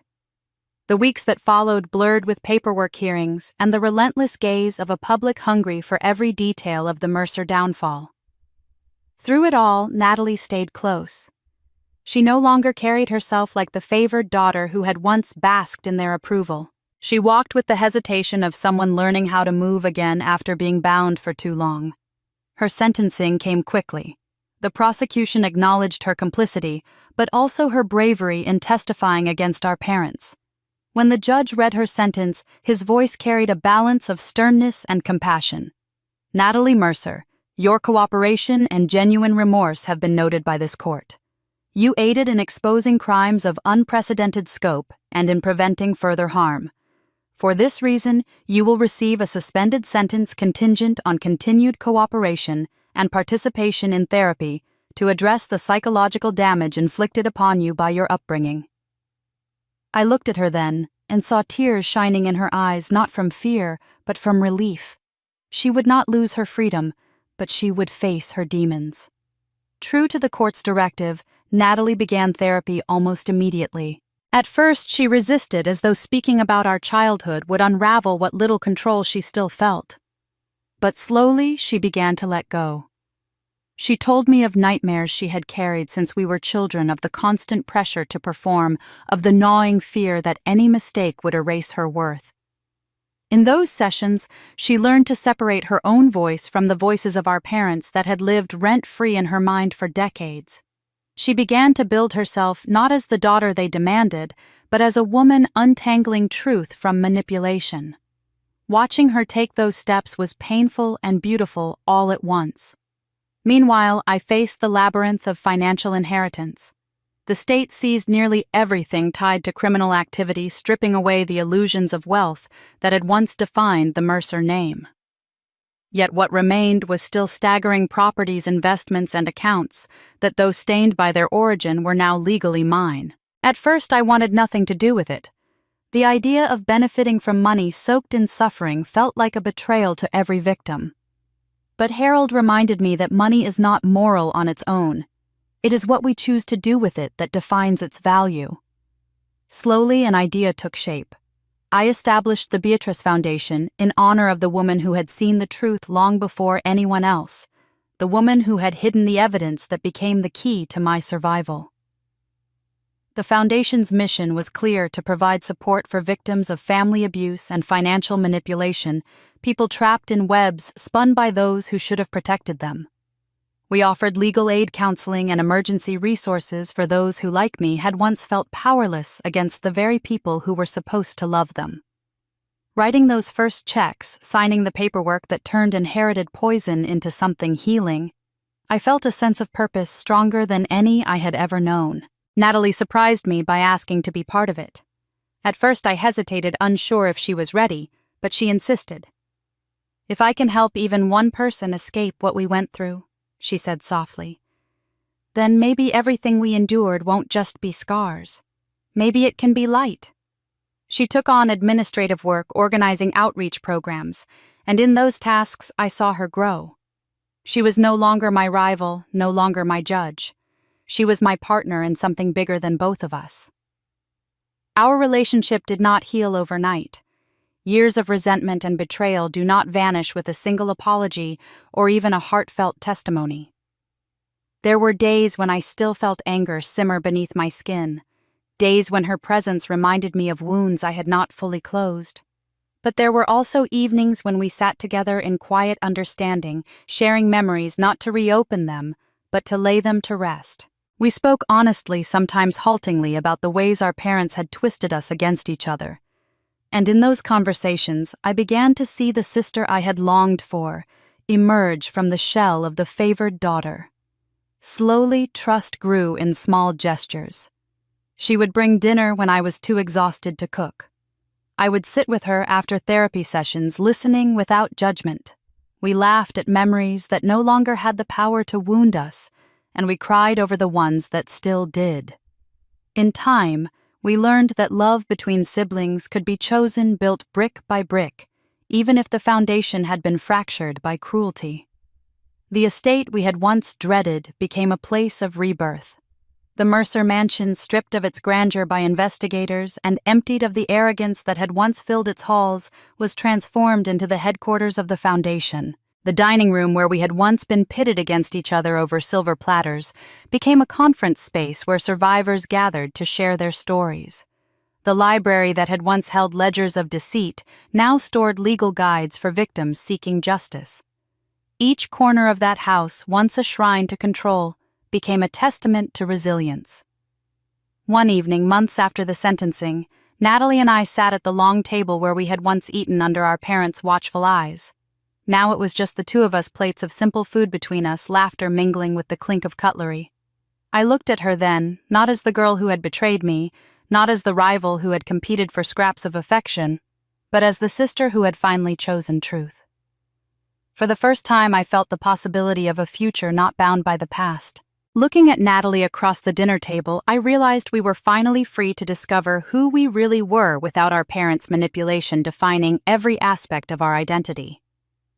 The night I sat across from Natalie at the dinner table, realizing that we were finally free to discover who we truly were, marked the first time in my life I felt the air clear of my parents' shadow. For so long, their presence had been the invisible weight pressing down on every decision, every relationship, every hope I dared to hold. Now, with them behind bars, and with the foundation we were building gaining strength, the future stretched before me, not as something predetermined by others, but as a landscape waiting to be shaped by love, resilience, and purpose. Daniel and I leaned into that freedom together. In the weeks that followed, our lives settled into a rhythm that felt foreign and precious. We no longer woke to anonymous threats or stalkers sent by my father. We no longer feared that one wrong move would bring their wrath crashing down. Instead, we woke to the sound of morning birds, to coffee shared at the kitchen table, to the simple, quiet joy of building something new. Daniel devoted himself wholeheartedly to the work of the foundation, often reminding me that we weren't just living for ourselves anymore, but for every survivor who walked through our doors. Together, we created programs that paired legal experts with victims, ensuring no one would face the labyrinth of the justice system alone. We funded counseling centers where survivors of familial abuse could find a safe place to unravel the lies that had been fed to them. Each success story, each tearful thank you felt like a stone placed firmly into the bridge we were building between pain and healing. The estate, once a gilded cage, became a resource for others. The wealth my parents had hoarded through cruelty and manipulation was redirected to restore lives rather than ruin them. We held workshops in the mansion that once housed whispered conspiracies, now echoing with voices of empowerment and laughter. We transformed the study where my father had plotted financial schemes into a library filled with resources for survivors. Even the dining hall, once a stage for my mother's theatrical scolding, became a gathering place for families relearning how to love without condition. It was as if the very walls were being rewritten, their memories overwritten with something good at last. Still, one relic from that dark past remained something too symbolic to ignore. The diamond dress sat carefully preserved in its protective case, its jewels glinting in the light like silent witnesses. It was more than a garment. It was a vessel of survival, the place where Beatrice had hidden the evidence that saved me and brought my parents to justice. For months I had left it untouched, unable to decide its fate. But the answer came to me one afternoon as I walked through the new gallery wing of the City Museum, an exhibition dedicated to stories of resilience and resistance. That was where it belonged, not locked away in secrecy, not worn as a reminder of betrayal, but displayed as a testament to courage. When I donated the dress, I asked that the plaque beside it honor not me, but Beatrice. The inscription read, "This dress safeguarded the truth of a family torn apart by greed." Beatrice Mercer, in protecting her granddaughter, left behind not only evidence, but a legacy of courage. May this story remind us that love is not measured in wealth, but in sacrifice and truth. Standing in front of the display on the day it was unveiled, I felt a wave of emotions wash over me. Grief for what had been lost, pride for what had been saved, and gratitude for the grandmother who had believed in me when no one else did. Visitors stopped and read their faces, shifting from curiosity to solemn recognition, and I knew then that the dress would carry our story forward, warning others of the monsters who hide behind the mask of parenthood. Life with Daniel grew deeper in those months, our bond tested by storms, but now nourished by purpose. He often reminded me that love is not proven by grand gestures, but by the daily choice to stand beside one another. Every morning I watched him pour his energy into the foundation meeting, with families guiding young survivors who reminded us of our younger selves. And every evening when we sat together exhausted but content, I realized how extraordinary it was to have a partner who loved without conditions, who did not see me as an asset, but as a person worthy of protection and freedom. Our marriage became not an escape from my past, but the anchor that allowed me to face it without fear. Natalie, too, continued her transformation. Therapy was not easy for her. She often came to me shaken by memories she had repressed for years. But little by little she unraveled the lies we had both been forced to swallow. She began to laugh more freely, to cry without shame, to admit when she was afraid rather than hiding behind performance. We worked together on the foundation, and in those shared hours, the bond of sisterhood, long strangled by manipulation, began to take root again. We were not yet healed, but we were healing, and that difference meant everything. One evening, months after the dress was donated, I returned home to find an envelope waiting in the mailbox. The handwriting was unfamiliar, shaky, and uneven. Inside was a letter written by a young woman. Her words spilled across the page with urgency. She was being forced into an arranged marriage by her parents, who told her she was selfish for resisting. She had read about my story in the newspapers, had seen the dress in the museum, and had clung to it like a lifeline. I don't know who else to turn to. The letter read, "They say family knows best, but what if family is the one destroying you? Please, if you can help me." I sat with the letter in my hands for a long time, my heart pounding. This was the moment I understood with clarity why Beatrice had done what she had. She hadn't only saved me, she had created a path for others to follow, a beacon for those still trapped in the darkness I had once lived in. Her protection had not ended with her death. It was alive now in me, in Daniel, in Natalie, in the Foundation, and in the lives we were changing. Reading that desperate letter, I understood that Grandma Beatrice hadn't just saved me from my parents, but prepared me to save others from the same kind of family monsters disguised as loving parents. And that is how my journey with the diamond dress, my grandmother's courage, and the truth about my parents came to an end. What began as betrayal and cruelty ended in freedom, justice, and a new purpose to help others break free from the same kind of chains. I know many of you who are listening have lived through family struggles of your own, moments when love was twisted into control or when loyalty was demanded instead of given freely. My story is not just about survival, but about the power of standing up even when it means standing against those who gave you life. If you have ever been silenced, I hope you hear in my words that your voice matters and that telling your truth can change everything. I would love to hear what you think. Have you ever faced situations where family ties became a source of pain rather than comfort? And how did you find the strength to move forward? Share your thoughts in the comments, because your experiences may give courage to someone else who needs it right now. And if you want to keep hearing stories that uncover hidden truths, expose betrayal, and celebrate resilience, don't forget to subscribe to the channel. Every story we share here is a reminder that even in the darkest betrayals there can be light, and that none of us are truly alone in this struggle.